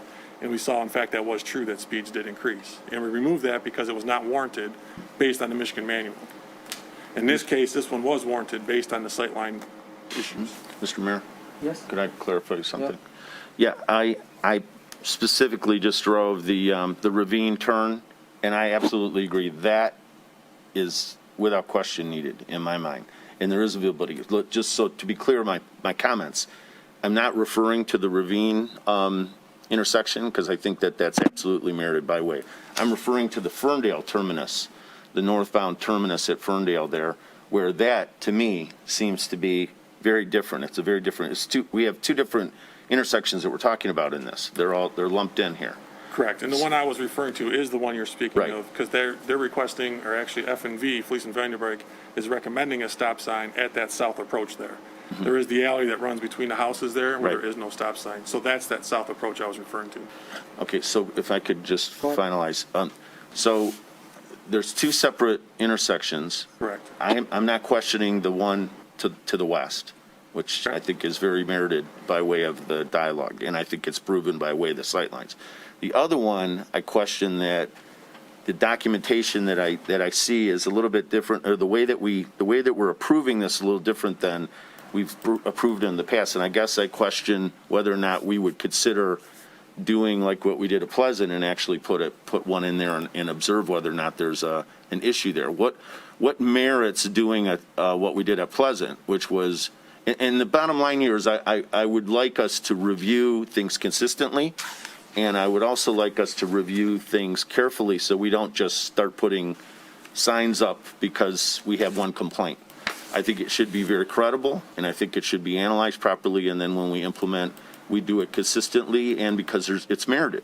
So the question is, why wouldn't we put up a temporary there and observe it for 6 months and see, or, what would be the criteria as to why we would do that or not? Again, I think the difference between Pleasant and what we're looking at here is at Pleasant, there was no circumstance there that was warranted for a stop sign. Here, that's different. There is sightline issues that F&V says there is a concern here that a stop sign should be installed. They're basing that decision on the Michigan Manual for Uniform Traffic Control Devices standards that says if there's a sightline visibility concern, a stop sign should be installed. At Pleasant, none of those exist. None of those conditions existed. That's the difference between those two different locations. Okay, commissioners, any other questions? Comment on the motion? Public? Zoom public? Seeing none, we have a motion and seconded. Will the clerk please call the roll on it? Thank you, Commander Cruz. Commissioner Ballard? Yes. Commissioner Host? Yes. Commissioner Hawk? Yes. Commissioner Nikita? Yes. Commissioner Sherman? Yes. Mayor Pro Tem Long? Yes. Mayor Boudreaux? Yes, thank you. Okay, now we go to item pulled by the public. Mr. Dave Bloom, item E. Go ahead with your comment or question on item E. Mr. Bloom? Hi, thank you. I'm trying to unmute. Am I unmuted? Yes, go ahead, we can hear you. Thank you. I'd like to get some information about this and understand some of the background of what's going on. I think it may stem from some of the issues surrounding RH and the postponement of the hearing and Mr. Marcus's comments, but I'd just like to get a better handle on what is being proposed. Is that, you're talking about the public hearing, right? Yeah, the hearing for changing the notices. We've had a long-standing policy here in Birmingham about notices, and it worked. And I know Dorothy Conrad, when she was regularly attending meetings, worked on it. And we had a system that was supposed to inform people about what was going on. So, and I want to make sure that we're not backtracking on any of that and information being provided to the public. Thank you. So Mr. Bloom, tonight, we're only setting a public hearing. That discussion should happen during the public hearing. Right, but I'm just asking about the item in general. If Mr. Marcus wished to add something, go ahead, though. Mr. Bloom, this is not in any way an attempt to reduce the public notice requirements. It is to make it simpler. We've turned it into a most complex, tedious process that, to me, does not benefit the public and requires a lot of manual instruction and activity to make sure it's in compliance with the current rules. And what we're trying to do is make sure that when people are told there's a notice of a meeting, they're told what it is and how to get the information about what it is, and that notice goes up. In fact, it probably gets closer to what was originally part of the ordinance than what it's turned into.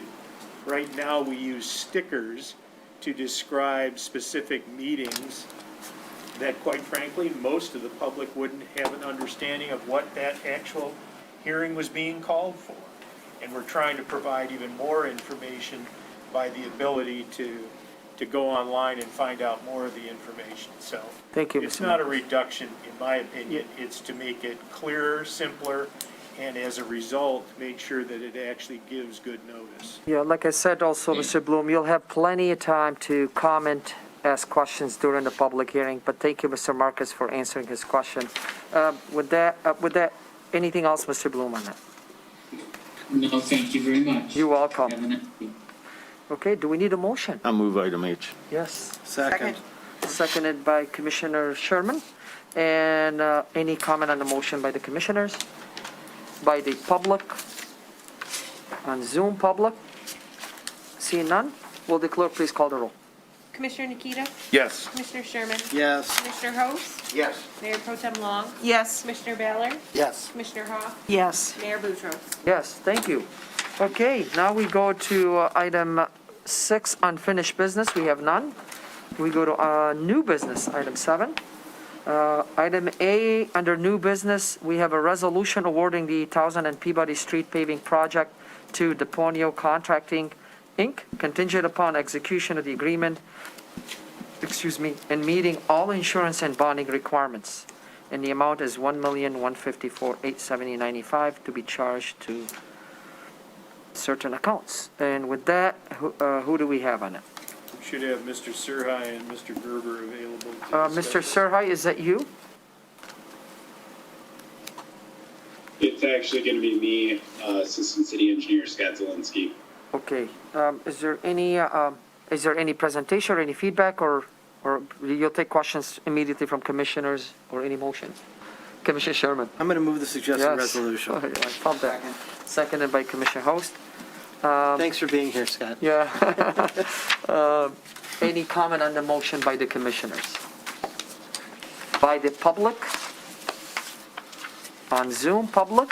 Seeing none, will the clerk please call the roll?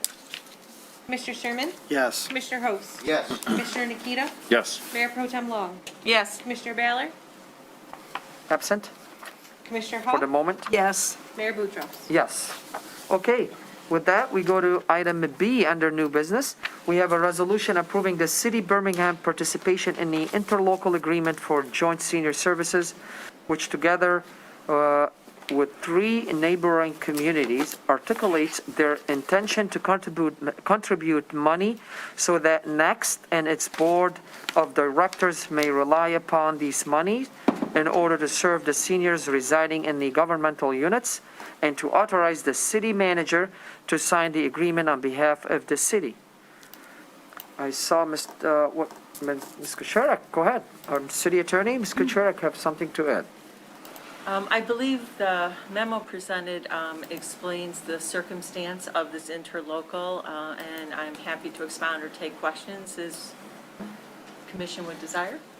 Commissioner Hoff. Well, this, we've been discussing this for many years, and we've had committees and trying to get the interlocal agreement for a long time. And what I'd like to know is, how does this differ from the previous documents that have been created?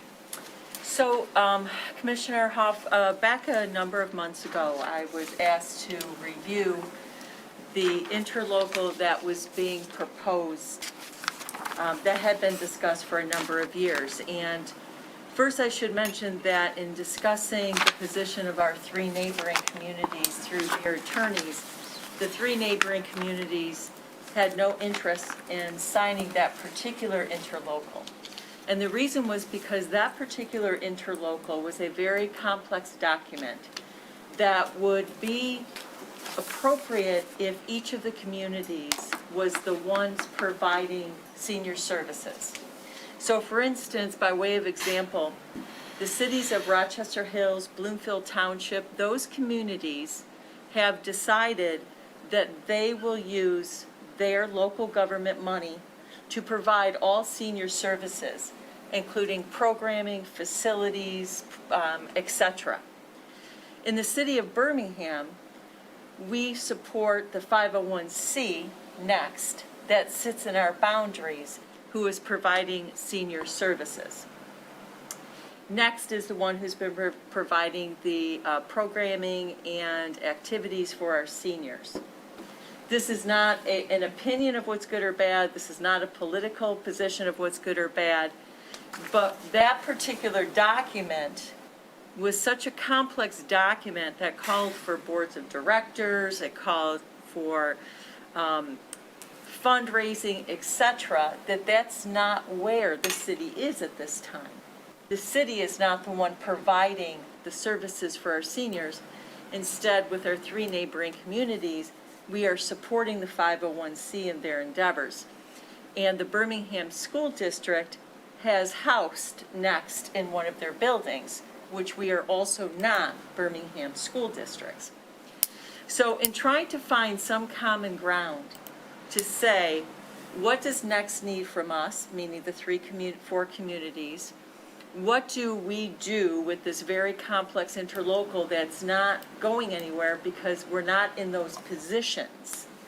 What can we do to have common ground and to serve Next and give Next what it needs from us? So in speaking to Chris Braun, the director, she said what Next needs from the four supporting communities is the intention and statement that it will continue its financial contribution that it's been doing. And with that, it will give us reliability and stability of our budget. If going forward, there comes a time where we need buildings or something changes, then that's up to you, the commissioners, and the other three communities' councils to then determine what role each city will play in support of its seniors. So this was an interlocal to say, we are going to promise these particular contributions in line with what's been done in the past, so that Next has reliability and stability of their budget. That is all. So the two are not similar, they run parallel to each other. And if something changes in the future where the city, at direction of the commission, wants to take a more active financial stance and physical stance in providing all the services, we certainly can redraft, we can certainly approach our neighbors, we can certainly change things in the future. I hope that answers your question. Well, not quite, because it was never an issue, as far as I know, about activities. Everyone from the other communities was willing to come to the facility that happens to be located in Birmingham. The issue, to my understanding, was the financial obligation, and this document also spells out the financial obligation. So are these communities willing to sign something like this with the financial breakdown as it is here? Yes. But they weren't willing to make a commitment. There were other commitments included in the previous agreement that talked about what if this happens and creating, kind of a backdrop where if the school board decided to change up the use and all of those things, we'd have an organization in place. I think the value of this is it recognizes the current situation, but it formalizes that and formalizes the relationship.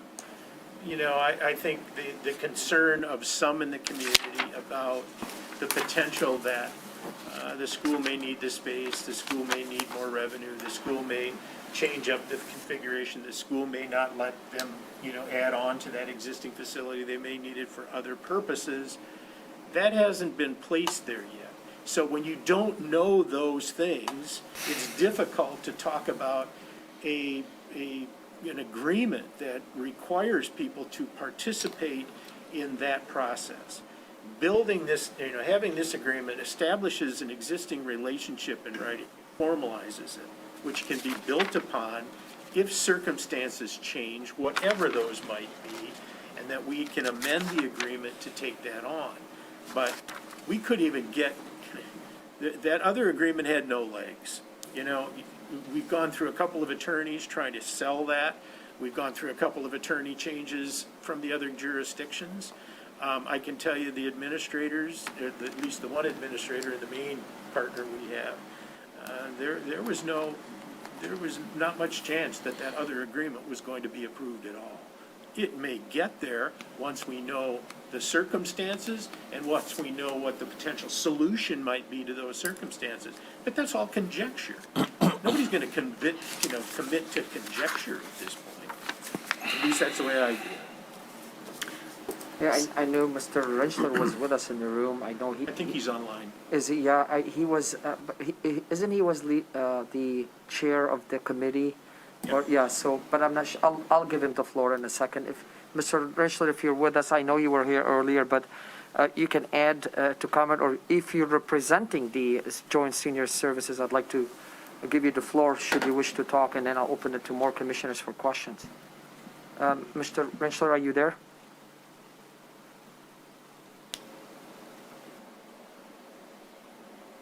I see you muted, but I don't see your hand raising also if you wish to speak. Well, Mr. Ballard had a comment. oh, go ahead, Mr. Ballard, because Mrs. Long did too. here we go, here he is. I think he wanted to say something. Sorry about that. I did Well, not he see- might address. Yes, that's what I said. Let's hear him. We lost him completely? He's unmuted. Is he still on though? Yeah, I see him. Mayor, There he you is. hear me? Oh, here we go. Mr. Rentschler, yes.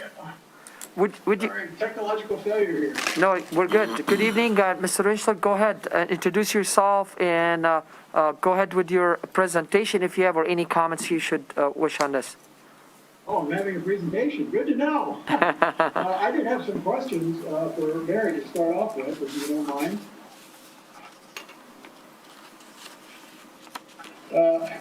Let me just get organized here. On your memorandum, page 2, the first full paragraph, which starts out after much discussion.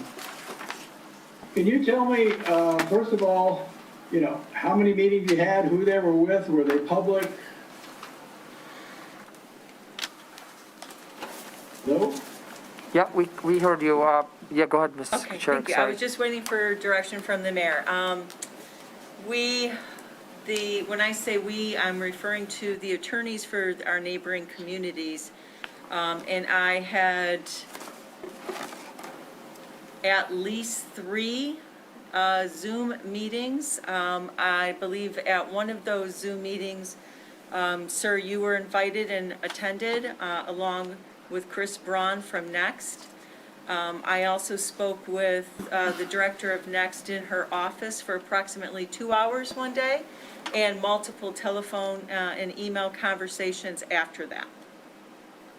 Okay, but that isn't a lot of, since this is basically a new agreement, this is not anything related to what the Joint Senior Services Commission, what they proposed, which never got beyond the attorney review. That's not much, and that's all private, and am I correct, there was no review with, for example, the liaisons from the various different municipalities or any of the elected officials? They spoke through their attorney. Yeah, I understand, but you know, my understanding of things is that the attorneys implement and the elected officials create policy decisions, and it sounds like this was a policy decision, not a decision based on politics and policy, not legal. There was not a legal problem with the proposed agreement. Is that correct? No, I disagree, respectfully. There was a number of problems with the previous agreement legally, in that, as Mr. Marcus described, one can't make a statement in a legal contract on conjecture. So there was nothing in the agreement that gave a solid statement of facts, such as we 4 communities are getting together to make an agreement to purchase a building. There was nothing concrete or nothing that was solid. Again, as Mr. Marcus described, it was conjecture. I would have never sat in front of this commission and suggest you sign something based upon conjecture. So from a legal standpoint, I would never have supported that agreement to this commission. Well, you know, I'm not going to argue. Let the other commissioners talk. But I think that basically what happened here is 4 people got together in a room without any public notice, without any discussion with any of the people who have knowledge. And I don't blame you for this, Mary. You got thrown in this thing, and you know, after 2 years of an administrative mess that had nothing to do with you or Tom Marcus, and I fully understand that. But the facts are that no one saw this thing before it showed up in the agenda Friday night. No one, except those 4 people. And I still think this thing is a good move. I'm glad we're doing something, but I think it's got some changes. It needs some polishing. and it could stand a review of, a formal review from at least, very least, the 4 liaisons to next that are city elected officials. You know, for example, you know, what's the procedure for approval of the amount? It's not. There's no definition of what the reporting, financial reporting is.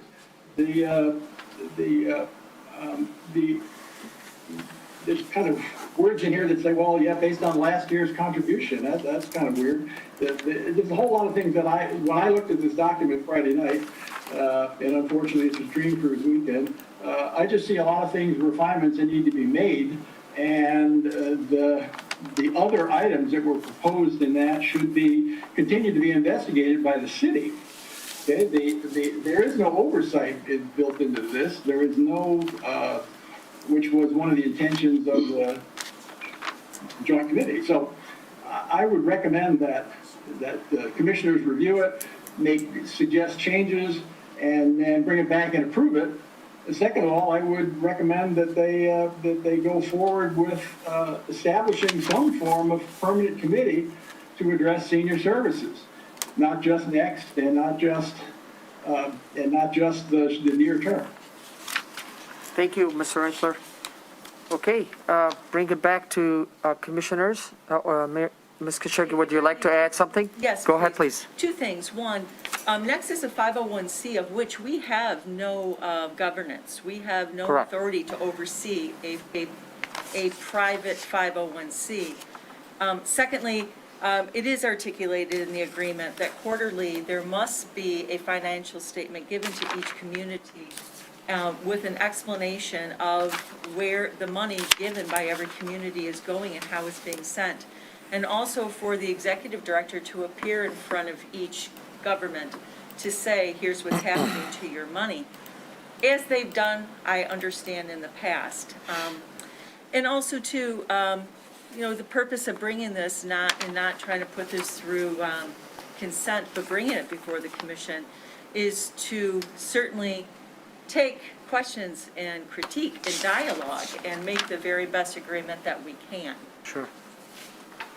No, that's, again, it's very important that we're discussing this. Yes, and this It's is been not- on a long, 2+ years, 2.5 years. This is not an either or. Yes. This is discussed. It's a great step.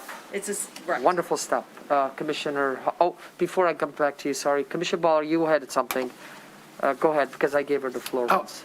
I was just going to observe that, number one, it seems like apples and oranges. Next is apples and oranges is something else. Yeah.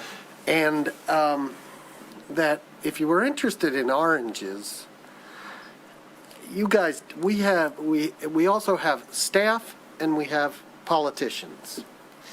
And, staff took the initiative at our direction to explore oranges and came up a little short in the opinion of some.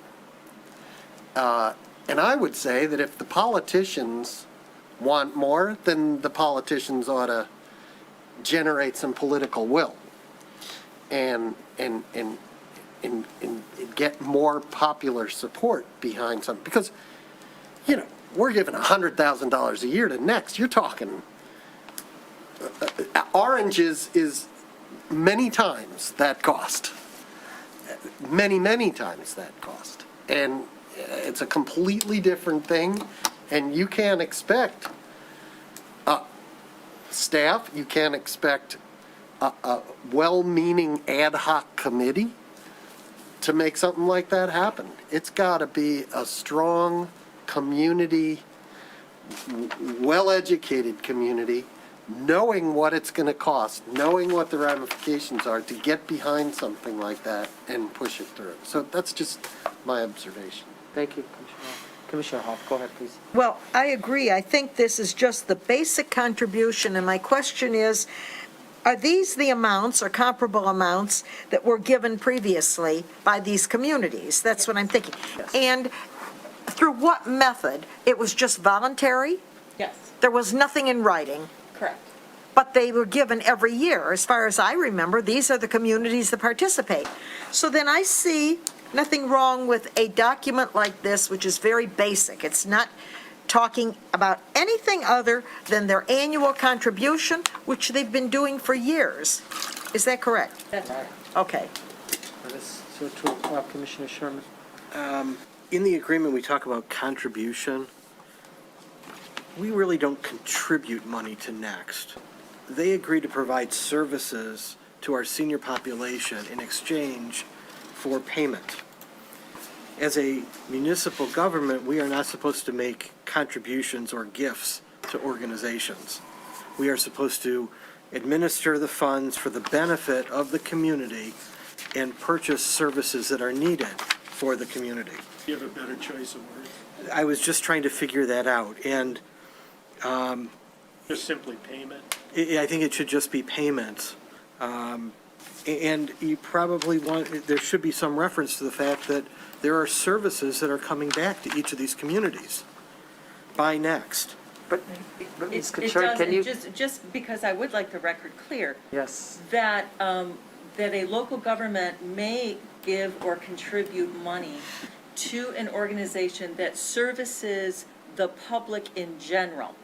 And so the fact that all of the public over a certain age may take advantage of the services, whether we call them payment or contribution, but I just want it clear that if money has been given historically, it was given appropriately. Yes. Because of the fact that it did serve the community. Exactly, because what we've always done is the organizations provide a proposal to the city for the use of those funds.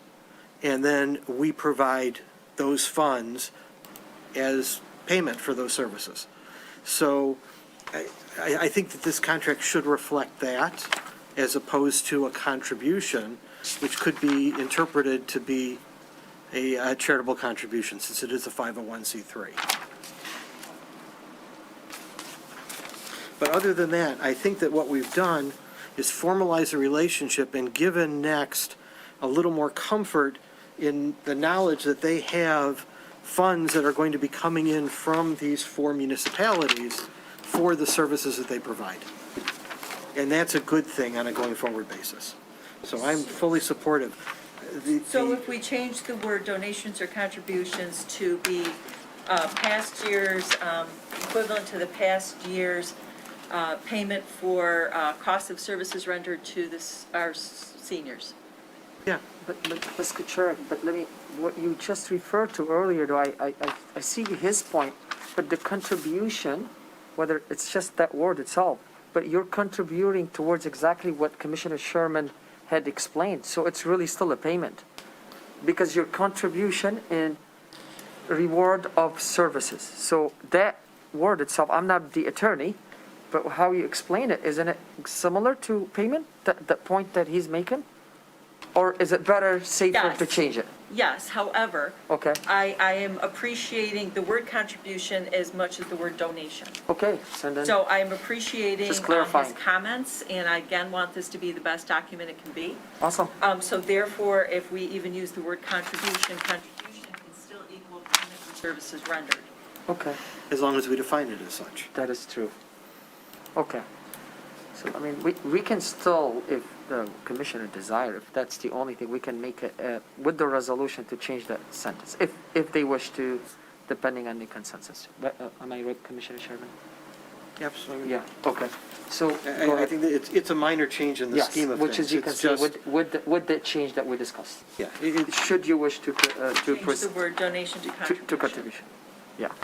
Mayor Pro Tem Long. So I have several comments. For the agreement itself, I do agree that if you're looking at this sort of as a grant, and this is sort of as a grant agreement, I do think that there should be more required than a detailed financial statement. Generally, one would require an audit and the manager's letter. I mean, generally, a grant agreement, especially for this sum of money, is a more robust document than this. Because a detailed financial statement, it's prepared by who, you know, and under what conditions. So generally, one would ask for an audit that has been vetted by an outside entity. For the funds, I'm concerned that there's no mechanism in here for an escalation year over year. I mean, is this just the amount that they're going to get for the entire length of this agreement, which I understand could be, anyone can ask to be let out of it within 12 months. But there is no mechanism for escalation, which could be concerning. I am disappointed in the way that this has been presented. I think that it should have gone back to the Joint Senior Services Committee. I understand the paradox that you have between, as you put it, not getting in the nonprofit's shoes. But the whole point of the Joint Senior Services was to look to beyond the nonprofit, was to consider what you're calling conjecture and move us to a situation where if that worst case occurred, we were ready. By sitting here and saying, we're going to sign this and then we're not going to do anything until something occurs, you're kind of, the snake's eating its tail. We're not going to go anywhere if we just sign this and don't consider the other recommendations of the Joint Senior Services Committee, which was to set up the Active Adult Commission to look at activities and physicals plant, and to come up with some sort of an interlocal agreement that put us in the position that we could be work towards a TIF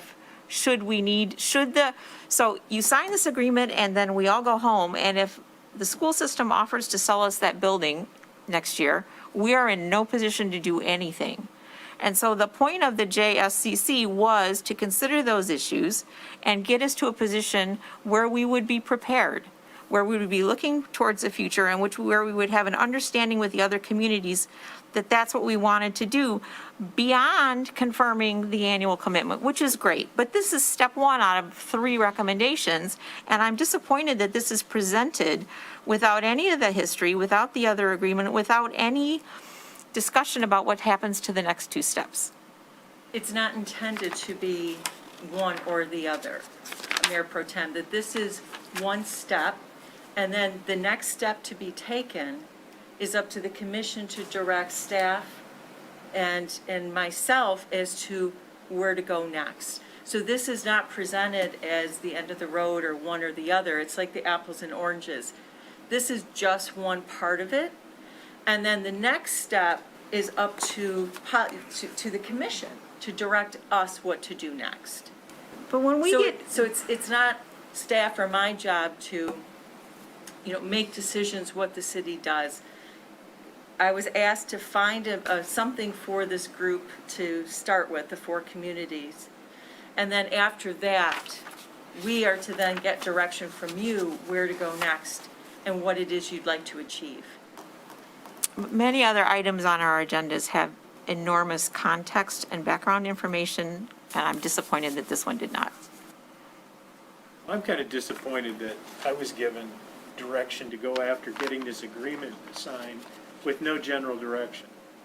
There was, we need this agreement. There was somebody developed this agreement. I don't know who it was, but somebody drafted what we had. There was no other party that's going to sign the agreement. We can talk about agreements all day long, but if you don't have other persons that are interested in developing that agreement, you're not going anywhere. And the reality is, the consequences of what the school does with that building is one factor that may change the future of this agreement. We don't know that. Thinking that everybody's going to be like-minded, like certain people that have kind of concocted this arrangement and agreement, the other agreement, that the other communities are just going to accede to that. I don't see where you're going. Well, the Joint Senior Services Committee had representation from all the other communities on it, so I would assume that there was some direction from those communities for their participation. That's a major assumption, because the people I talk to who make recommendations like city managers in other jurisdictions, they weren't telling me that. They were telling me their elected officials weren't supportive of that agreement was not going to be signed. So we tried to find an area where we could start agreement and work from there. You know, people have to have skin in the game. They have to talk to the right people in the other communities to get these things done. That didn't happen. Maybe elected officials need to go curry favor with the elected officials in the other jurisdictions, because those are the people that make the decisions in their communities. Right, and when I reviewed the membership of the JSCC, which lasted for a very long time and people changed, there were administrative representatives from all 4 communities on that committee, so. Maybe they're not as forceful as I am in my reaction to these things, but a lot of people were going along with things that, at the end of the day, people were telling me, this isn't going to get approved. We don't support that. So, maybe as Mr. Baller suggests, you know, the elected officials here need to get involved in this. Go ahead, I'll be back. You know, I want to thank the commission for allowing me to be the representative for the last year and a half on this committee. And I was Johnny-come-lately, but the 2 meetings we had, which was February of last year and July, it looked to me like we were dotting our I's. So, in a sense, I want to apologize to Mary and the city manager that at that time, last July, we thought we had an agreement with the other 3 entities. The notion being maybe they weren't the right people, but I thought that they were all the right people that were in the room. Now, subsequent to that, we kind of dropped the ball. The committee hasn't met, and Mary has outlined how this has been handled. So we're in a fumble for sure. And to have this agreement in front of us is good to keep next going. But we do need to be thinking bigger. And I remind this side of the room that the 4 of us made a big campaign issue about senior services. We're all going to hopefully live here and continue to live here, and I like to think we all want to die here. The notion is, in the last 10 years, the senior population over 65 has gone up 24%, and it will double in Birmingham by 2045. The notion is more and more of us, as I keep talking, are getting older, and we want to stay here, and as such, we need to be thinking about Commissioner Baller's apples and oranges. This is a tentative, kick-the-can agreement that is good for next at this point, but as a policy, this commission should be more proactive versus wanting to be reactive when Midvale comes up for sale, for example. We need to be thinking ahead for all our seniors. They deserve it. Thank you for your comment. Commissioner Sherman, go ahead, please. You know, it seems very apparent that the parties that were the members of the Joint Senior Services Committee, while they intended well, they were not communicating well with their governing bodies to see what was and was not acceptable and where the political will was at any particular moment.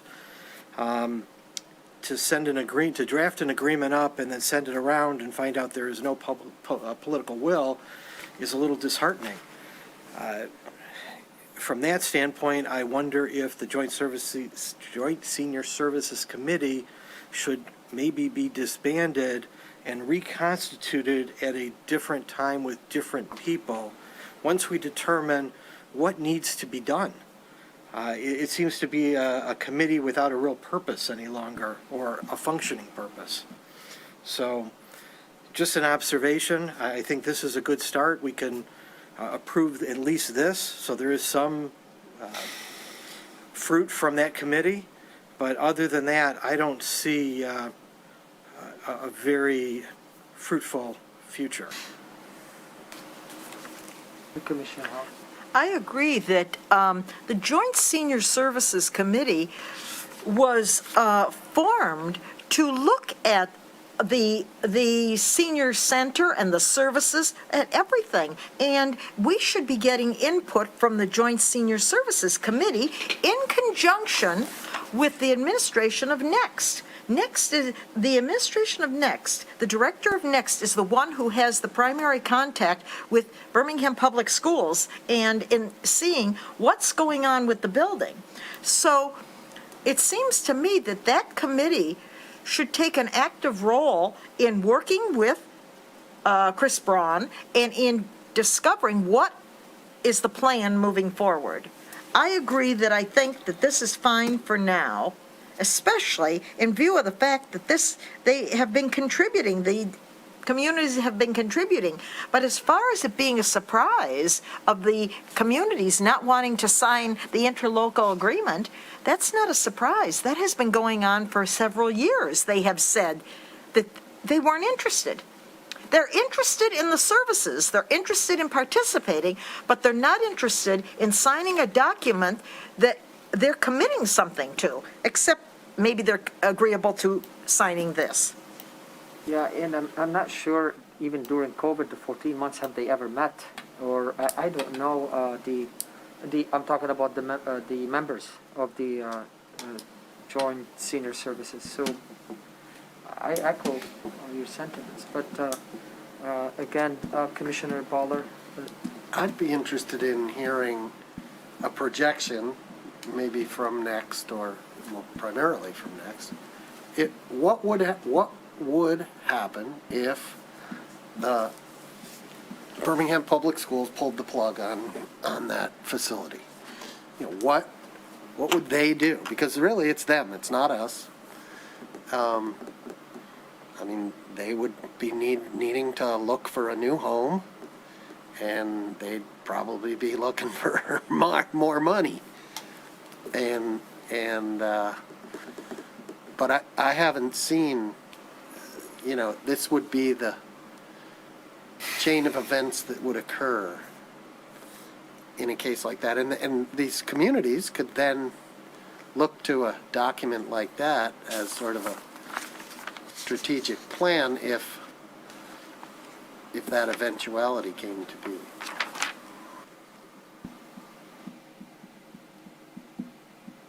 Any other commissioners? Mr. Rensler's trying to get you. Yeah, I want to give him the floor. Mr. Rensler, go ahead. The floor is yours. No, I just wanted to comment on the Joint Senior Services Committee because it seems like there's quite a bit of confusion. First of all, the committee no longer exists, and the primary reason for that is because its time ran out and the commission didn't renew it. And then COVID and everything else got in the way. But and I'm not suggesting that agreement was perfect or that it was, but it was intended to at least start a discussion about moving away from a private nonprofit to a public nonprofit, which is the Rochester OPC model.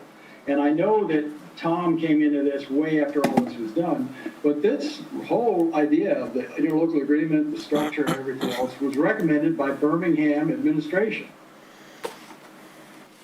It was not some group of people off in the corner, and they talked to all the right people, and they talked to elected officials, and there was not much support, I would have to say, from Franklin and Bingham Farms, but Beverly Hills has been very supportive of this idea of, formalizing and looking to the future.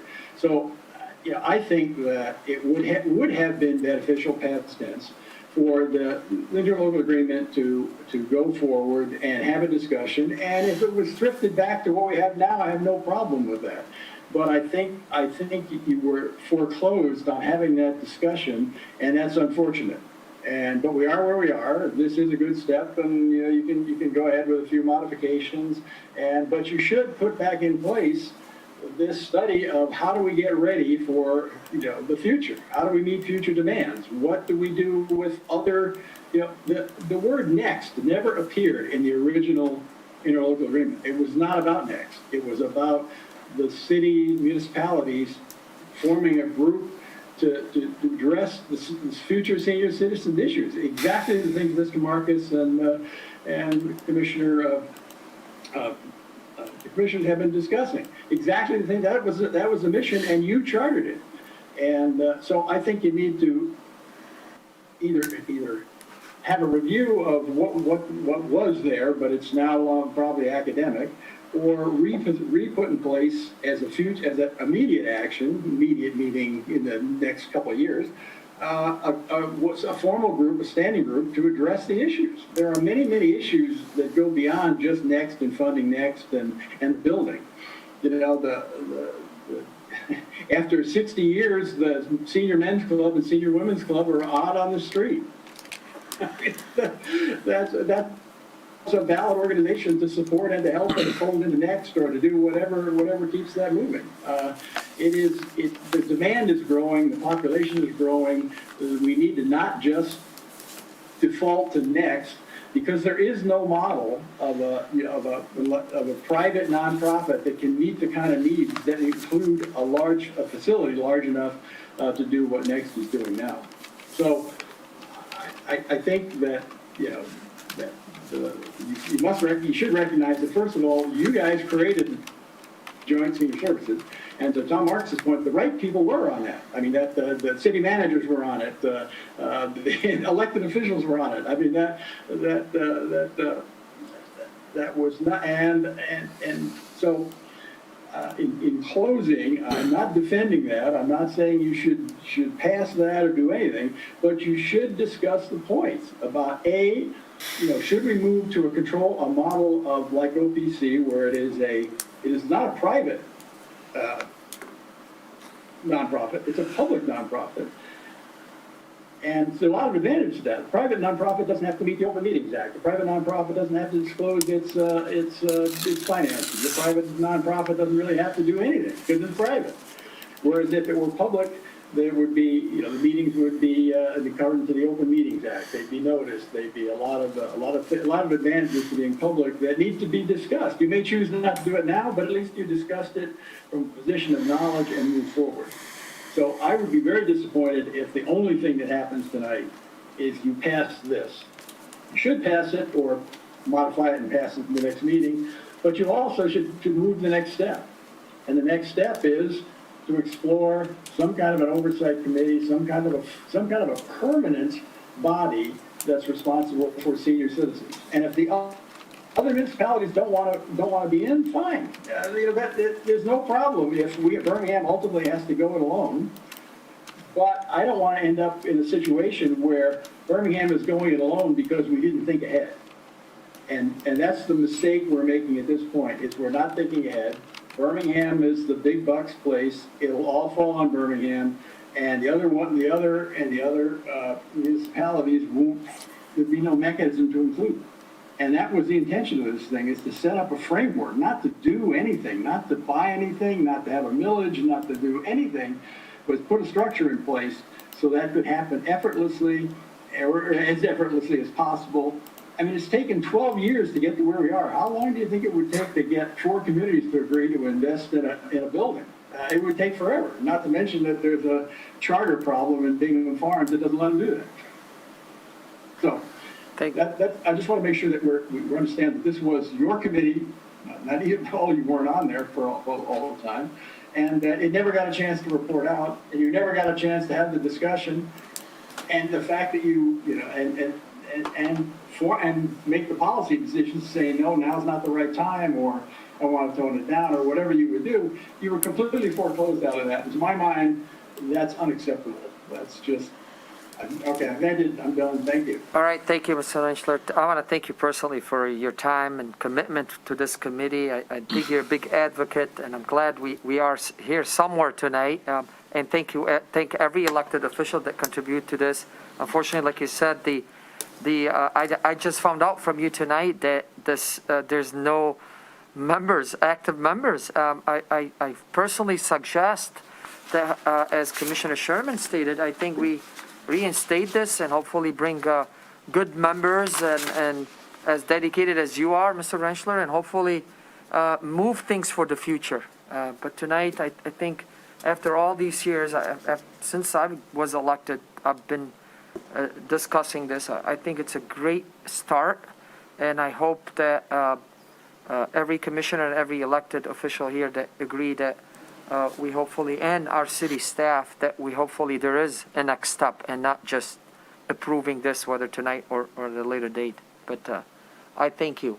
Commissioner Hoff. Well, Commissioner Sherman and Mayor Pro Tem Long made some suggestions. So let's talk about what we're going to incorporate in it so we can move forward on this. Sure. I think they both made good suggestions. I think, Mary, you already made some change instead of contribution, payment for services.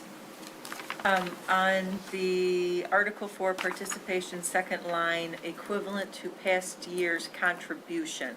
I think the word contribution is better than the word donation, but I think the word contribution speaks to payment for services rendered. I think just changing that one word would be sufficient.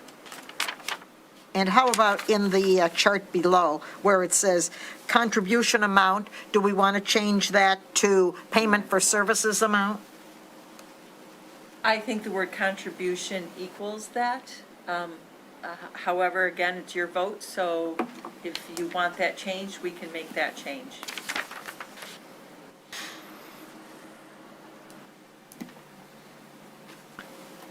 I don't have an issue with that specific one because it specifically says contribution mean amount of dollar. That's what you're contributing. That mean you're paying certain amount of dollar. But if our attorney could, you may suggest if we're gonna just eliminate contribution from everywhere in the contract, I mean, we can do that. No, the word contribution I'm comfortable with. I think Okay. Commissioner Sherman's statement of the word donation, I think, is a good one.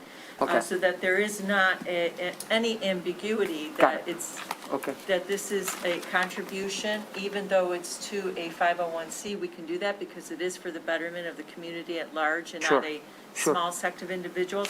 And so I think the word contribution does equal payment for services rendered. Are you comfortable with that, Commissioner Hoff? Well, no, he said payment for services. There should be something, some reference in this document that the contribution is a payment for services to senior residents. Like in the definition way? Something like that. Okay. You may keep it. Actually, if you go to Article 1 purposes, after the first sentence, we could put in parens with quotes, contributions. That basically this is, rely upon stabilization and predictability for its finances in order to serve the seniors residing in the governmental units. Well, this does explain it. I didn't look at that. Article 1 does explain it. Well, but I think that if you wanted to be even clearer, you could just put in that those are the municipal contributions or something along those lines. May I please suggest that if we go up to Article 2 where we discuss funds, where it says, which allows a local unit of government to appropriate funds in order to provide money to public or non-profit organization, et cetera, then we could put in parentheses contributions. Perfect. So that the definition of contribution is there under funding. Under appropriations, that makes sense. That's why you're our attorney. Thank you. That makes everybody comfortable. But go ahead. Mayor Pro Tem Long had a couple of suggestions that were good. Thank you, Commissioner Hoff. I believe that in addition to a detailed financial statement, we should ask for an audit and their annual audit and management letter. And then like I said, I still wonder whether there should be an escalation agreement or an escalation clause so that, I'm assuming that the amount that we gave them generally incremented up each year, and this agreement does not reflect that. I think what we could just say is that it could be adjusted annually by mutual agreement. It actually says that already. Yeah. It does? It does. It says that they may be annually adjusted. So it's already there. I mean, Mary, you can take a look at that as long, if it's there, it's there. If it's not, we can adjust it accordingly. It just says the parties may annually adjust these funding contributions. So is there any Mayor Pro Tem, I think if it's there, there's no need to, right? Okay. Generally, a grant agreement specifies by cost of living or a minimum of 3% or that sort of thing, but Indexed in some fashion. yes. Okay. The thing that happens with us, though, is they usually tell us what their budget is and then make the divisions based on what their budget is. It doesn't usually follow an index in their case. And I don't even Usually think they've, accede to that request. I don't think they've even asked for an increase. Usually it's pretty comparable year to year, isn't it? Yeah, they ask for increases or else a special contribution for something Right. they need to purchase. These are very, very good comments, and we're clear on that, right, Mr. Attorney? Yes, what I'm thinking about and considering is the fact now that we are making changes and that the other three attorneys were in agreement with the proposed agreement. So I think to be fair to the neighboring communities, I'll make sure that I have all of the changes accurate. You could vote to accept it with these changes, or we can put it over to the next meeting wherein I share our changes with the other communities, but. Just kick it over. It's a lot easier to put So in the we'll next kick it meeting. over. And Ms. Kucharik, if you don't mind, also give us the red line so we'll know what to compare. Yes, That would thank be you. That would be great. And I think any other clarification, please, interruptions, Commissioner The Sherman. one thing you will have to check with next is as far as whether they get audited financial statements. I'm Or- sorry, I don't know what You need to level talk of to Chris about scrutiny their audit. about next the audit process. undergoes. Not all 501Cs do audits. So I don't know if they do or don't, because I don't know if we've ever seen it. She's listening, yeah. Percentage will be paying for it if they do. Right. Okay, so I will definitely include language that they have to demonstrate through audit letter or however they go through an audit process. Okay, great. So no action on this? We have clear directions? No further discussion? I think so, thank you. Okay. Mr. Mayor. Yes, Commissioner Holmes. To go along with what the ad hoc Joint Senior Services Committee has been doing, I wonder if it's appropriate to make a resolution to keep that committee going. And the reason is, I found everybody to be extremely dedicated on that committee, and as such, this is one of our top priorities. Is this an appropriate? Well, we don't have a resolution for that here, but I can't answer that. Our attorney can answer that. No, I think you would need to place it on the agenda and Okay. notice the public so that you have public comment, and then a printed resolution for consideration. I support that personally. I suggested, I knew that I couldn't be tonight, so I hope that in the future they bring it back and we have either the existing member or a new member, whatever. It sounds like a suggestion for D, for Commissioner Host. That is true. Okay, so with that, we move on to item C, commission discussion on items prior meeting. We have the glass standards, and I believe that Commissioner Nikita had suggested that. We can give you the floor? Sure. Yes. Yeah, I mean, I think just simply the discussion, we introduced it at the last meeting, and the question I think that we need to explore is this issue of consistency with the intent in our areas where we want to encourage walkability and a positive shopping, mixed-use, walkable experience, which is, of course, in our downtown and other places as well, where clear glass is defined in our ordinance, and we also have in our ordinances that we shouldn't have uses on the ground floor, like office uses, that are detrimental to the overall walkable experience in our shopping districts. Well, with that, I think any dead spaces are not contributing to that goal, which I think is very, very clearly stated consistently for the last 25 years from the 2016 plan and all the guidelines in there through every example of projects that we've approved for the last 25 years. This discussion of creating the most walkable, proper retail environment, which really enhances our downtown district and makes it one of the best urban districts in all of the state, if not beyond, that anything that's detrimental to that clear glass goal and looking in and activating our storefronts, I think should all be consistent as part of our ordinances. And one thing that I think continues to come up and is problematic is this issue of shading devices, which I think are directly in conflict with our goals. And I mentioned last meeting a couple of different places that are doing that, and there's no time consideration. There's no definition at all. Basically, if you want, you can put a shading device in front of your window and put it up 24 hours, 7 days a week, and essentially that window becomes a blank space. And so you might as well have a brick wall there because it's the equivalent. And I stated it last time, and the best example I can state, and there are others, is the Hyde Park shading devices, which are down all the time, day and night, and you cannot see in, and it looks like the restaurant is closed. I think that 80 feet or whatever it is that Hyde Park has as an example is detrimental. That frontage is detrimental to our walkable goals. And so I think we need to have some clarification on the ordinance that actually states how we address shading devices and any other elements that actually are detrimental to our goals of clear glass walkability and creating the best possible urban environment that we can have. And right now we don't have that. So how can we pass that forward?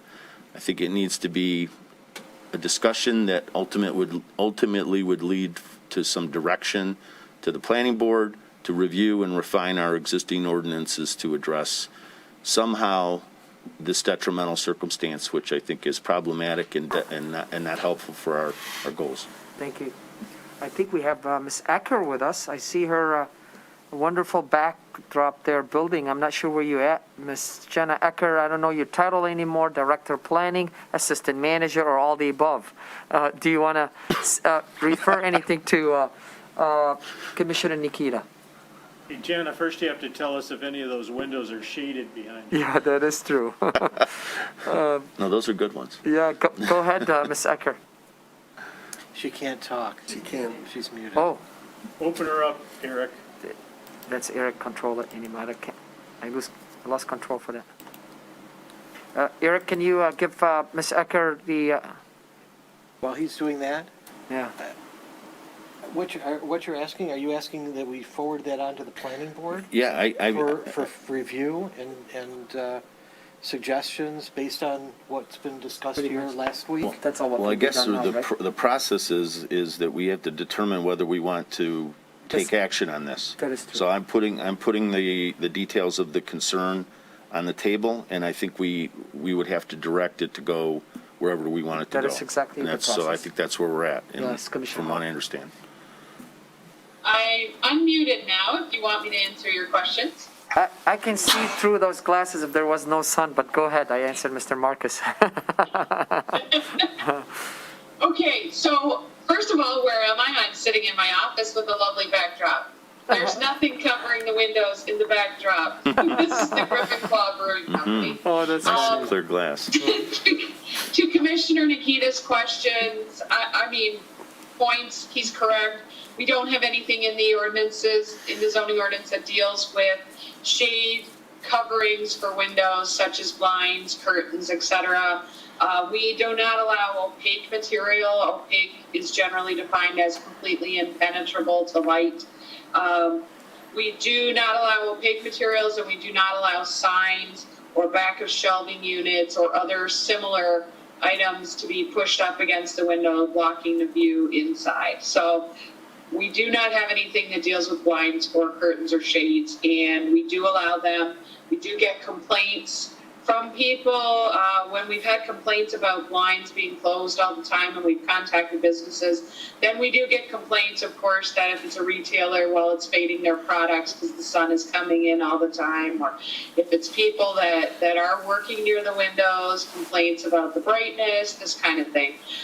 So we could certainly look at adding some clarity because we don't address window coverings right now other than completely blocking out light tinted windows and blocking it with furniture, shelves, signs. Thank you, Jana. Thank you, Ms. Hecker. Commissioner Hoff. To my recollection, we did not approve the changes to the glass standards ordinance, did we? Did we approve them? No, we did come back in July with some changes, and those were sent back to the planning board for further discussion. Right, so then it would be just a natural to send this issue Exactly right. about window coverings back to the planning board. I mean, is that in the same section of the ordinance, or it's different?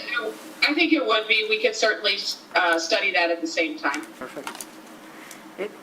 My question to you, Jenna, I mean, I'm in full support of this, but is there more than one establishment that doing that? It really bothers me exactly. I echo Commissioner Nikita. I mean, even some establishments, they don't know how beautiful it is that they open their windows so you can see through their bar and their people. It's beautiful lighting, beautiful design.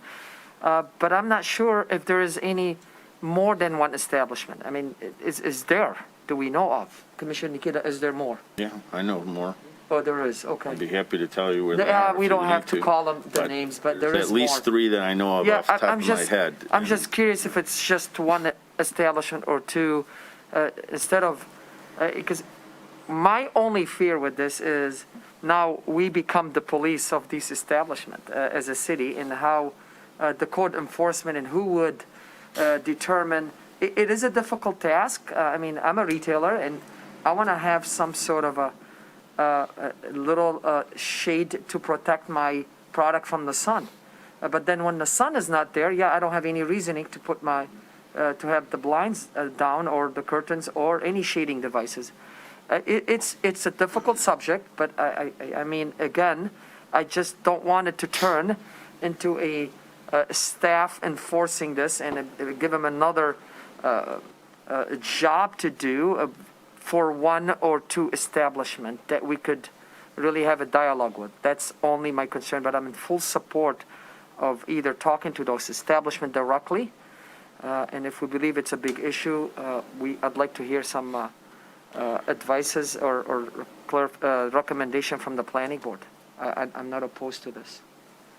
Other commissioners, comments? How do we feel about that? City manager, would you like? I think it's more than just shades. Yeah. And I think it has to do with the depth of the product or device that might be used. So if you don't put a shade, which is usually within inches of the window, but you put a false wall 3 feet back, it has the same impact. The whole point of having the windows be clear is to share the energy of what's going on inside the building with what's going on outside the building. We all agree on that. People, interact that way, and they feel comfortable with more population around. But I can tell you, I think it's going to be a real struggle to design an ordinance that is easily enforced. And, it's like a mousetrap. Every time we build an ordinance, somebody figures out another way to get around it, right? Yes. It's invariable. That's through 4 decades of this stuff, I've built all sorts of ordinances, and somebody always figures out some clever way to get around it. And they will with this too. On the other hand, I agree with the idea that I don't like these things being blocked out. Nobody does. And we do have some individuals that create a steady problem of this. And I think if we get the names offline from the commissioner, maybe we can start the process of at least talking to them and seeing if they can't understand. It's invariable, isn't it, that 1, 2, or 3 incidents lead to a new law, which unfortunately, people do some things that, just don't fit. And that's how we end up with all our laws. And then you put the burden on your staff, which means you're really putting it on the taxpayer to spend time enforcing all that stuff. And that to me is kind of a waste, unfortunately. That's why I asked the question, how many establishments, Mr. Marcus, and I'm in the same boat you are. I believe we all hate the shades. the blinds and the curtains to cover all these But beautiful. send it to the plan board. My recommendation is send it to the plan board, let them look at it, and come back with their recommendations and vet it. Yeah, commissioners, are we all in agreement? I just would make the observation that these people don't know that they're violating any. No, they don't. Which is why we're talking. I mean, they're just That's- doing Well, what they're they're not doing. violating anything. They're not, except there's nothing to somebody's- violate. Right. There isn't an ordinance to violate. But I think a discussion, if there's only handful of, I agree with that first step, and then if we see no resolution, definitely we need to take action. But we'll start the process of Okay. discussion to see if there's any viable. I mean, I would guess that some other high-end community around the country's addressed this issue to some degree, right? Oh, yeah. No. Yeah, you just gotta be clear about what the goals are. Sure. What do you say to them? You know, Well, I'm gonna- we think what I would you say, shouldn't I'm gonna have go to in there and change. I say, do you understand that having your shade pulled all the time is really creating a problem for the city elected officials That's exactly and right. staff? That's And exactly that the community doesn't really appreciate this? Is this contrary to how we try and create an interaction between what's going on inside the store and the street traffic, which generates business for you, and that it's all going to lead to a law? They're serious about creating this whole law to do this. You think you can help us out here and not have the shades down 24/7, but only when you absolutely need them? That's what I'd say to them. Okay. And see what they say. I'm eager to hear. There's the door. I'm eager to hear. I also suggest, Mr. Marcus, this is the reality of, we already have a planning board working on the clarity and the clarification of the glass. And that's the time to talk to these establishments as we're establishing an ordinance. You know what, I would hate to do this as an ordinance. Would you like to help us on this and remove it? Done. So, Just call them up, set up a yeah, time. all right, good enough. So, directions are clear? Send it to To vote planning on it? board? Yes. We have to vote on it. We have to vote on it. Need a motion. Yes. I'll Commission- make the motion to send this issue to the planning board for review. Second. Seconded by Commissioner Sherman. Any comment on the motion by the commissioners? By the public? Zoom public? Seeing none, will the clerk please call the roll? Commissioner Nikita? Yes. Commissioner Sherman? Yes. Mayor Pro Tem Long? Yes. Commissioner Valor? Yes. Commissioner Hawk? Yes. Commissioner Host? Yes. Mayor Boudreaux? Yes, thank you. Okay, item D, last item on our new business, we have commission items for future discussion, which a motion is required, should any commissioner have anything. Do we have any motion? See none? Do we do? Oh, go ahead. Is this the appropriate time to put on the agenda that we talk about the senior services? You can make a motion. Yeah, I'd like to make a motion that we put on the agenda that we talk about joint senior services committee and the future. Second. There's second. Commissioner Huff. I'd like to ask Commissioner Host to be prepared at that time to tell us about the Joint Senior Services Committee. We didn't know that it was disbanded. I didn't know that it was disbanded. I didn't know. And if you knew it was disbanded, it would be helpful to share that information with us. Commissioner Hoff, I had no idea it was disbanded, if indeed not re-upped. It's a mishap. It's all right, we're all, I'm sorry. yeah. It was shocking to us tonight to learn that, all of us. Well, especially since we appointed someone to serve on the Joint Senior Services Committee.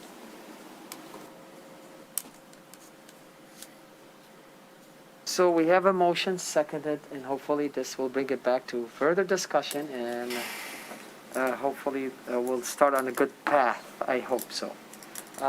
Any comment on the motion, guys? All right, public comment on the motion? Seeing none, Zoom, public? Okay, will the clerk please call the roll? Commissioner Host? Yes. Commissioner Nikita? Yes. Commissioner Valor? Yes. Commissioner Hawk? Yes. Commissioner Sherman? Yes. Mayor Pro Tem Long? Yes. Mayor Boudreaux? Yes. Okay, thank you, Alex. Now, item 8, remove from consent agenda. We already took care of that. Communication. Reports, commissioner comments. Any comment? Go ahead. I just want Commissioner to comment on the Dream Cruise and how successful it was, and we received a couple of very nice communications from members of the public thanking both the fire department and the police department for their involvement and their supervision, and I think it was just a really positive event for Birmingham, and the activities which were cut down were just perfect. And we didn't need to do it all over Birmingham. It was less than in previous years, but I thought it worked out great. So thank you to all that were involved. Thank you, Commissioner Hop. Commissioner Nikita. Yeah, just a quick comment. I was in Chicago a few days ago, and I spent some time at the RH in Chicago, and obviously observing the way it's run, the amount of people that are there, how it addresses the residential neighborhood that it's directly nestled into. I met with a few of the employees there, had a discussion with them. Their facility is 70,000 feet, which is about 15,000 feet bigger than the one that we're proposing in Birmingham.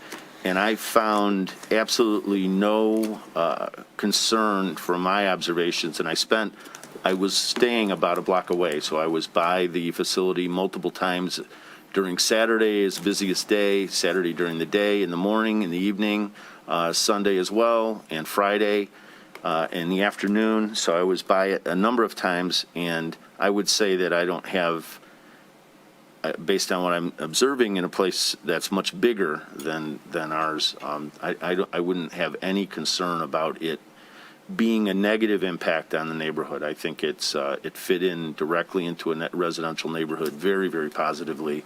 And the facility is a phenomenal example of experiential retail. And I would say that that building is going to fit very, very well in Birmingham. So just wanted to share that. Thank you. Will you come? Hope you enjoyed Chicago. Of course. Yes. And any other commissioner comments? Okay.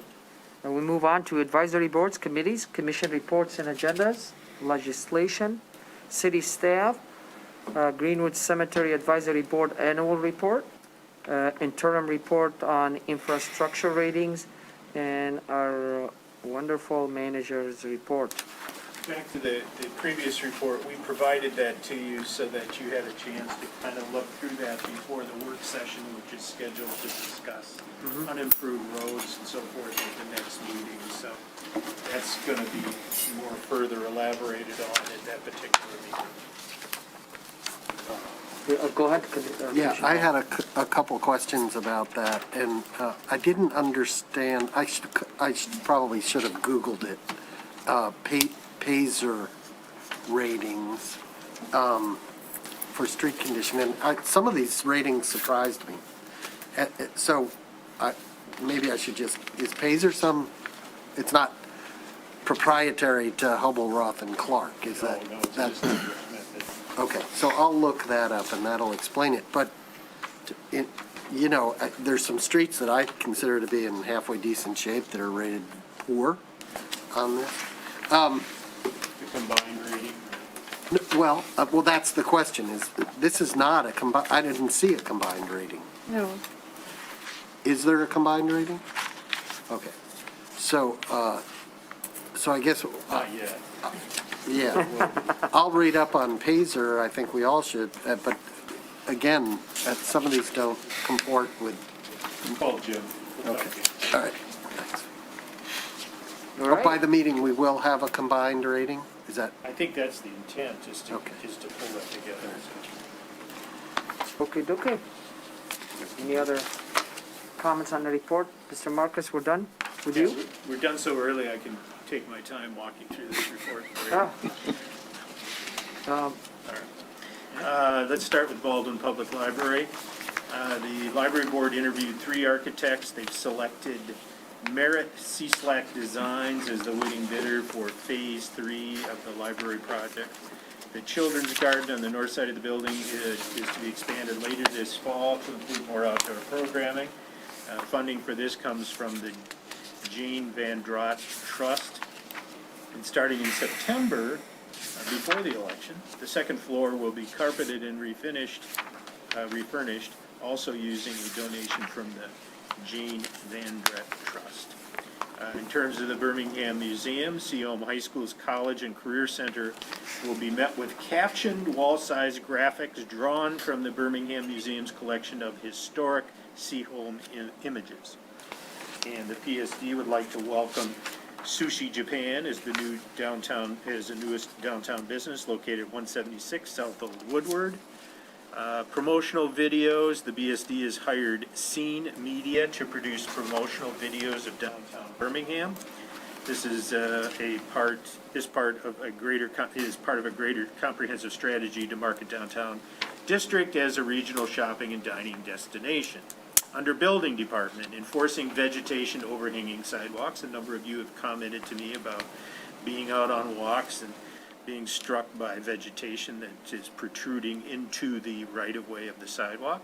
And so we've implemented a new program for proactively enforcing vegetation. I think in the past we were reactionary, and so we're trying to actually get our staffs out to do a little more double duty, which we all do. In fact, I think I lead the number of reports of violations at this point personally. Our inspectors and code assistant officers are working in conjunction with the DPS and engineering staff to keep an eye out. We don't want an eye out for overgrown vegetation during inspections and throughout their daily routine. Our software has been updated concerning the complaint tracking to make reporting these violations easier. We have made the identification and abatement of these violations proactive rather than reactive. Welcome Susan Pettigrew. The Building Department would like to welcome Susan Pettigrew. She comes to us from McKinnon Associate, and she brings a lot of experience, 31 years of experience, from West Bloomfield Township, where she was the Building Department permit coordinator. Online permit applications. In July, we processed 411 online permit applications, bringing the total to 2,399 permits in 2021, so we've been quite busy. Elections. You have a complete date line for all of the important dates regarding the elections. I would encourage you to look at that. And some additional considerations. There is an answer to the question, are you registered to vote in Birmingham? And if you wish to vote absentee, you must complete an application for an absentee ballot. Does the clerk's office have your current address, phone number, and email? Birmingham's ballot drop boxes are a secure 24-hour option. Interested in becoming an election inspector? I point these out more than I typically would in a given year based on what's going on in the country right now and the challenging of the election process. So I want people to know that Alex is trying to be as diligent as she possibly can and transparent as she possibly can in running this upcoming election process. Greenwood Cemetery, I'm not going to comment on that tonight. We have some board vacancies coming up. We have open positions that were noticed that have not yet been filled for the Advisory Parking Committee, Alternate Hearing Officer, Martha Baldwin Park Board, Stormwater Utility Appeals Board, Triangle District Corridor Improvement Authority. In fact, we can't even start the process of discussing what might happen in the Triangle until we get a few more board members so that we have a quorum to run a meeting. So you need to start getting outlook and looking for more candidates to apply for these positions for your appointments. Under communications, it was suggested that we get some of this information out. So the monthly manager reports to increase awareness about this report, this one right now, and further educate the community about city happenings. Monthly manager reports will now be included in the Around Town e-newsletter in addition to their current placement on our website at www.birminghamgov.org/citymanager. So you can get all this information. I keep wondering why the newspaper reporters that still exist haven't figured out that they could get an awful lot of news out of this report. Yeah. Citizen Request app. This is something I've been kind of thinking about since I've gotten here. We have a website to track things, but I think we need an app, you know, one of those click and, what is it? It's a there's a name for different ones that are out there. We've used them in the past. I find it's amazing how many of the reports start at the city manager's office, the complaints, literally. You'd be surprised, and it's an incredibly inefficient system that we use to track complaints right now. In fact, we don't do a good job of tracking them. An application has the ability To track take what? take the complaint, To track what? I'm sorry? to track them, to report back on the progress we're making on them, and then to have monthly reports or quarterly reports, any of that, as to where our problems are, because it may be a bigger issue to us. It may be a personnel issue. It may be, something else that we're missing in the system. So I'm really pushing staff to go about this, and they picked it up, and they're going to run with it, and they'll solicit proposals for that. The printing company, our longtime printing company, Dearborn Lithograph, has closed. We will issue a request for proposal. We're doing a lot of RFPs, by the way. New projects on Engage Birmingham coming soon. 300 people completed the year-round outdoor dining on Engage. In coming weeks, residents will have the opportunity to share feedback with new projects about food trucks, the Southeast Eaton Street bikeway design, and a name, the street sweeper contest, and more. So, congratulations, okay? Some of you have caught wind of this because I've made note of it to some degree to you, but this is the formal notification that I'm pleased to announce that Jana Ecker has been promoted to Assistant City Manager, and Melissa Fairburn will be taking on advanced responsibilities in her role of Assistant to the City Manager. It is not my purview to appoint the city manager in this city. But you'll recall during my interview and discussion before I came here, one of the thoughts was that I would try and find someone to be ready to move up. And so that is typically referred to as succession planning. I strongly believe that the team of Jana and Melissa could be your next manager and assistant manager. That's your call, that's your decision. And I have just about less than 2 years right now to kind of get them ready to be there. I always want, in the organizations I've worked in, to have somebody available to compete for the position that I vacate when I move on. And so that's partly what this is all about. It's still your call. You get to decide. But I have a lot of confidence that Jan will give anybody a run for her money when the time comes. So it's your call with how you handle that. In the past two processes, you've used executive search firms, and you made a decision, I think, to promote without a search when it came to Joe, right? Mm-hmm. So, you have those options available to you. So watch them grow, okay, over the next 2 years, and be ready to make a decision. Because I will be gone in less than 2 years. That's a promise. All right. New projects, okay, I talked about that. Again, I just want to point out that Jana has a great skill set. One of the things I want to say about both of them, and not just what they've done here, in particular Jana, it's really critical for your manager to understand the culture, the processes, the history of this community. And Jana knows that. She knows that now. What I have to train her up on is, the financial issues, budgeting, personnel issues, some of the issues of the other departments. She's a quick study. And I think most of you know that by background, she was an attorney before she came into this particular profession. So she brings a lot of skills that direction as well. How long has Jenna been in the city of Birmingham? Pardon? How long has been Jenna in the city of Birmingham? Oh, that's a good question. See, she was here. 27 years. 27 years? No, about 17? It's, yeah, 17. more like 17. It's about 17. Somewhere in I there. hired her about 17 years ago. Wow, That's about right, All right. yeah. You unmute her, she will tell you. Oh, How Jenna, long you been here, Jana? Just 19 years. 19 years. Oh, yeah. you were Time all flies. wrong. I was Okay. close. Thank you, Jana. I think you still need some Thank years you. to understand the culture of the community. No, she doesn't. All right, request for qualification for legal services. Well, congratulations, Jana, sorry. Yeah. Congratulations, Jana and officially. Elizabeth. Officially, well deserved. We are so lucky to have you, to have the city manager promote within and identify people like you, Jenna, that put a lot of effort and hard work in the city. Thank you from the bottom of my heart. Congratulations to you and to Melissa, both of you. And hopefully you The create problem a with team. promoting from within Yes, is then I got another hire to take care of, right? correct. So we got to replace the person that we promote Correct. from, yeah. All right. So, all right, request for qualifications for legal services. We've had 8 firms submit. We've done interviews. We will be narrowing that down to 3.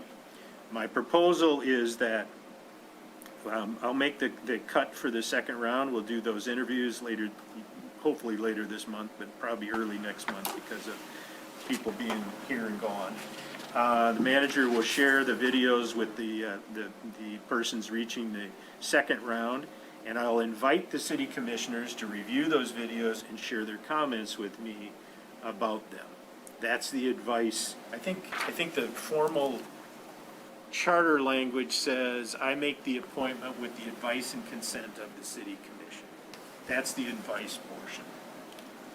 After the advice, I'll look at the candidates all over again, and I'll make a selection as to who that will be, and publicly, I will make a recommendation.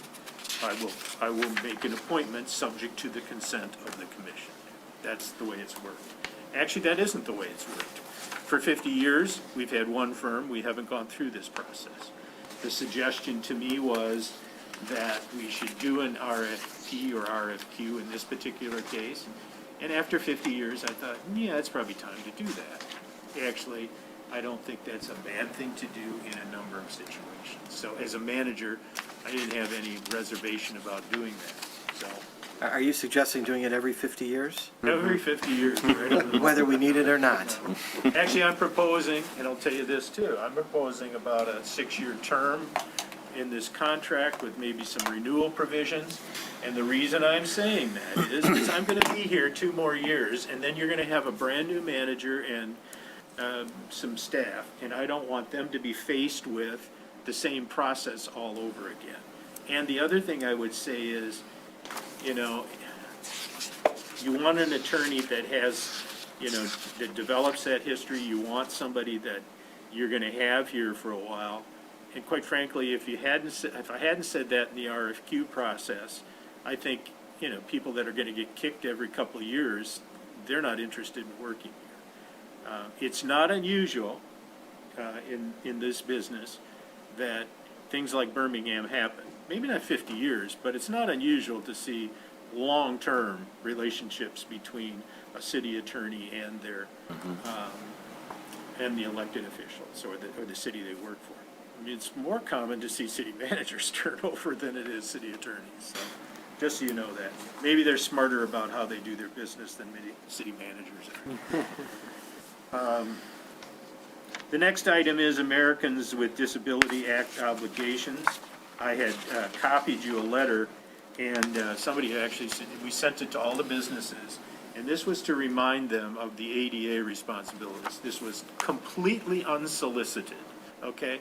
But if you recall, when we were going through the discussion about outdoor dining, this is one of the things we pointed out, that this does not. And we're still running into situations where we have to correct some ADA issues with outdoor dining, just so you know that. So that's gone out, and I also shared it with the plan board in their review of the process to consider, you know, expansion or changes to the outdoor dining standards.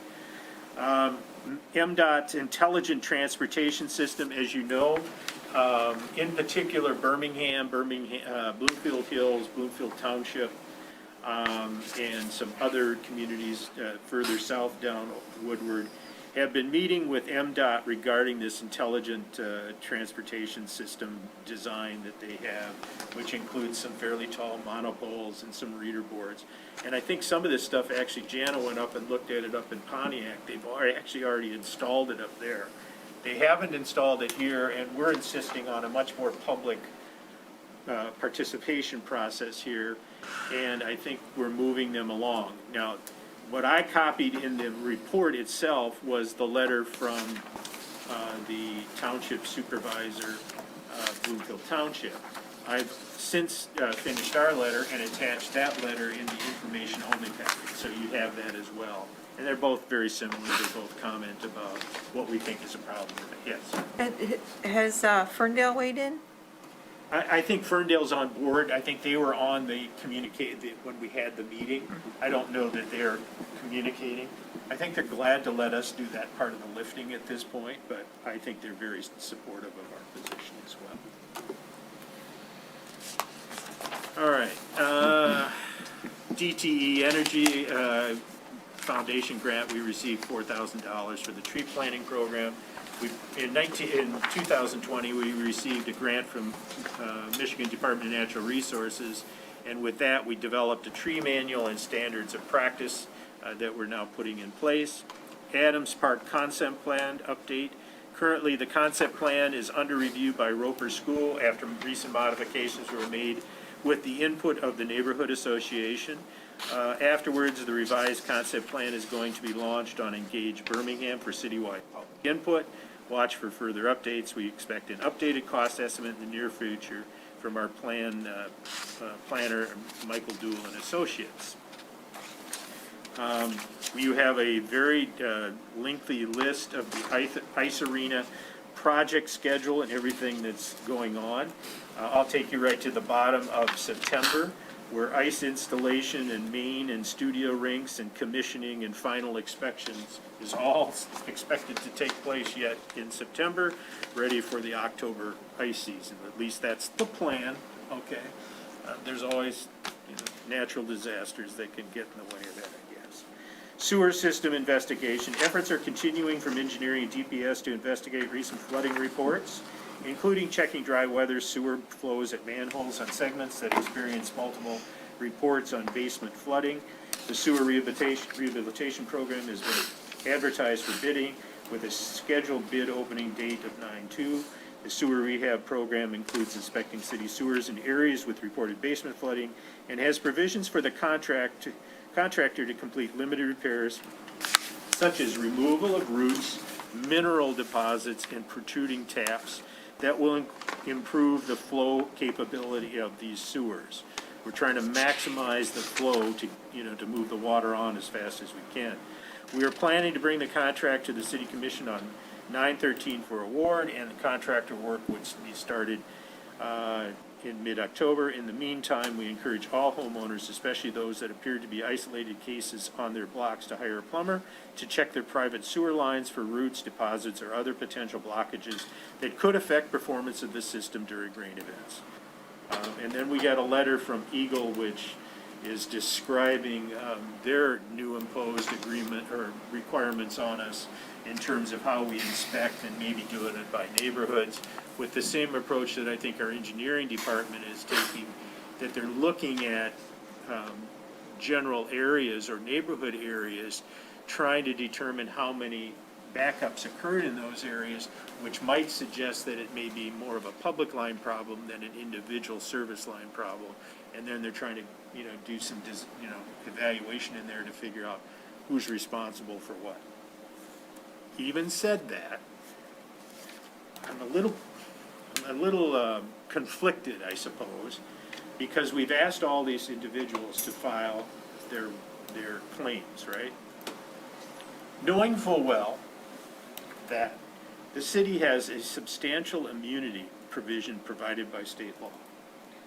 And it has to be a defect by the city, in the city system, that not only we knew about, but that we timely repaired, and, we're in the process of fixing something. So, like you're seeing in the news reports from all these other jurisdictions where actually declarations of disaster were declared, FEMA is not that big of a help when it comes to, taking care of basement issues and basement backups. And we have tremendous immunity. And one of the things Joe left me when I took over was some letters that he had sent to some of the residents who were most perturbed from previous year's flooding, where the law was quoted and we were denying the claim. And quite frankly, we may have some claims that we pay, but I would bet that many of the claims will be rejected because of the immunity clause. And so, you know, that'll be on me. I'll be the one to send those letters, and obviously they won't like those, and so you'll hear about some of that. But I think it's important for you all to understand that, and important for the public to hear that as well at the same time. So, trying to be as brutally honest about that as I can. In terms of the finance department, the audit contract with Plant Moran will expire with the audit of the city's June 30, 2021 fiscal year end. City is in the process of developing another RFP for these services in late August or early September, with responses due in September, and an agreement presented to the City Commission in October. I have told Plant Moran that we are, at the end of their agreement, that we're planning to go out for an RFP to solicit proposals. I told them, they're fully able to submit a proposal again, but they understand that, that there's some value, I'm sure, in, changing horses every so often when it comes to audit provisions and things of that sort. So it'll be a call up to the City Commission ultimately, but staff will make a recommendation on that forward. So that'll be coming yet this fall. We want to get that going, because they actually need to get ingratiated if it's a new auditing firm with how we operate, what our systems are, what level we produce versus what they produce. So. Fire department, the city recently installed a mini weather station on the roof of Station 1. This device has its own cellular device and updates an app every 15 minutes with the data collected. This data will allow the city to monitor damaging winds and rain, so that we can alert the residents and track severe weather events. Residents can access the ambient weather app, and if you look on this report, where I told you to look in our website, you'll be able to go online, and you can pull down the same information that we look at. An additional weather station will be installed at Station 2 in the near future. We're just kind of waiting. We bought this particular station, and we want to try it. This was an initiative that I kind of started with the fire department, because my view is that these storms are so much more localized than people realize. And so I wanted a couple more points in the community to actually measure, in particular, rainfall, but I'd like to know winds and wind damage, when we get into those nasty storms, so that we know what's happening in our community. And so we'll have not only, day-to-day information, but over time we'll have historic information. And with that historic information, we'll be able to predict what a certain inch rainfall could do to our, our systems, and where flooding might occur on streets and surface areas, and you'll have that information available to you. And the fire department, who's kind of the emergency responder in those areas, will have that all available to them. Parking structure repairs based on structural assessment reports provided by WIS Janney Eltner Associates, which included repair recommendations. An RFP for structural repairs for the North Old Woodward structure was issued on August 5th. Bids are due on August 20th. An RFP is currently also being prepared for preventative maintenance work at the Park, Peabody, and Chester structures, and you'll be getting the recommendations back in the near future on what those things show. A special investigations unit arrest from an auto suspect. You had a nice moment this evening with the recognition of your police department. I'm not going to go into the specific details, but one of the things I'll tell you is all the years I've served, this community seems to be able to clear cases better than other places I've been able to serve at. They're very diligent. Their follow-up is just amazing. And this is one of those examples where having good communications across departmental lines proves out to solve many cases. Normally, it's a very small percentage of people that are perpetrating a larger amount of the crimes that you deal with. And this case kind of tells you that in a very concise way. Ms. Hillary Nussbaum is named the new mental health co-response program. This was something that Chief Clemens and staff were very involved in creating this co-responder program. And she'll be around at some point in the future. She is serving on the department's new core mental health response. And we'll be introducing her at a future meeting to the commission, so you get a chance to talk to her. And then there was an article that we wanted to point out about dispatcher Therese Willis. It was really kind of a very nice article in the newspaper about her 31 years with the city as a dispatcher. And I think that was all I had at this point. I did want to comment one more time about the seniors. I think the seniors issue, people keep saying, well, it's a priority. I don't know where we established it as a priority, but I think it should be brought up when we do strategic planning after the next election, and that we should roll that into discussion and really talk about where that fits into the priorities and what we want to do. I want to make one other comment. While I was listening to all this conversation, it's my recollection that when this went into that facility of the school, my impression was that the school did that deliberately. My impression was that they acted as if that was going to be a continuing, education process, okay? So this was lifelong learning being provided to some degree by the schools. I think it also engaged them in support of bond issues for the school and other things, okay? And to be perfectly blunt about it. And there was a bit of a quid pro quo in all of this, which is not unusual. But I don't know why, and I understand the schools may have some financial challenges. I don't know why we would presume that the schools wouldn't be a part of the future of the whatever seniors model we follow. And one of the advantages of the school, even if we're a bigger player, is the school's boundaries seem to pick up a lot of the area that we're trying to encourage to participate in this process. So it seems to me to be kind of a logical association with providers to be involved in this. And the other thing I would say to you is I think it's really healthy for seniors and students to be engaged together. I think it's healthy for both sides of that equation. And so I like the fact that the schools are involved. And the other thing I would tell you about our senior facility is I think it's very culturally competent to our community. We're not Bloomfield Township. We're not Rochester Hills. They have very facility-directed programming.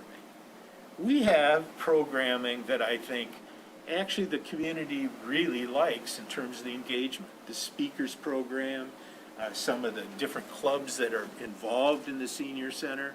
So I would say to you that just building another building, okay, is not necessarily an answer. We need to engage all the seniors as to what they like about the current setup, what else they think they want and need, before we can even move down a path of deciding who's going to build what, who's going to pay for it, or any of that. And I think that committee may look very different than the committee that's been existing in the past.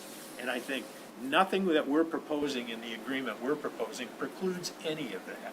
But I think we need to have more discussion at the table in the context of strategic planning for where this all fits into our strategic plan and what we think we want to achieve here in the community. I agree, the senior population is probably going to continue to grow here, and it is a desirable place.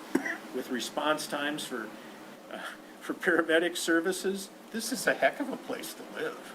I mean, we probably have some of the best response times in the Midwest in terms of rolling an ambulance, so why wouldn't you live here, right? As a senior adult. So those are my comments for tonight. Thank you, Mr. Marcus. I think you rate reports better than any journalist I've ever met. But that would be your mini retirement, maybe. Write for some magazine or newspaper. But thank you for a wonderful report, as usual. Okay, with that, I think, Commissioners, I would like to adjourn the meeting. Have a wonderful night.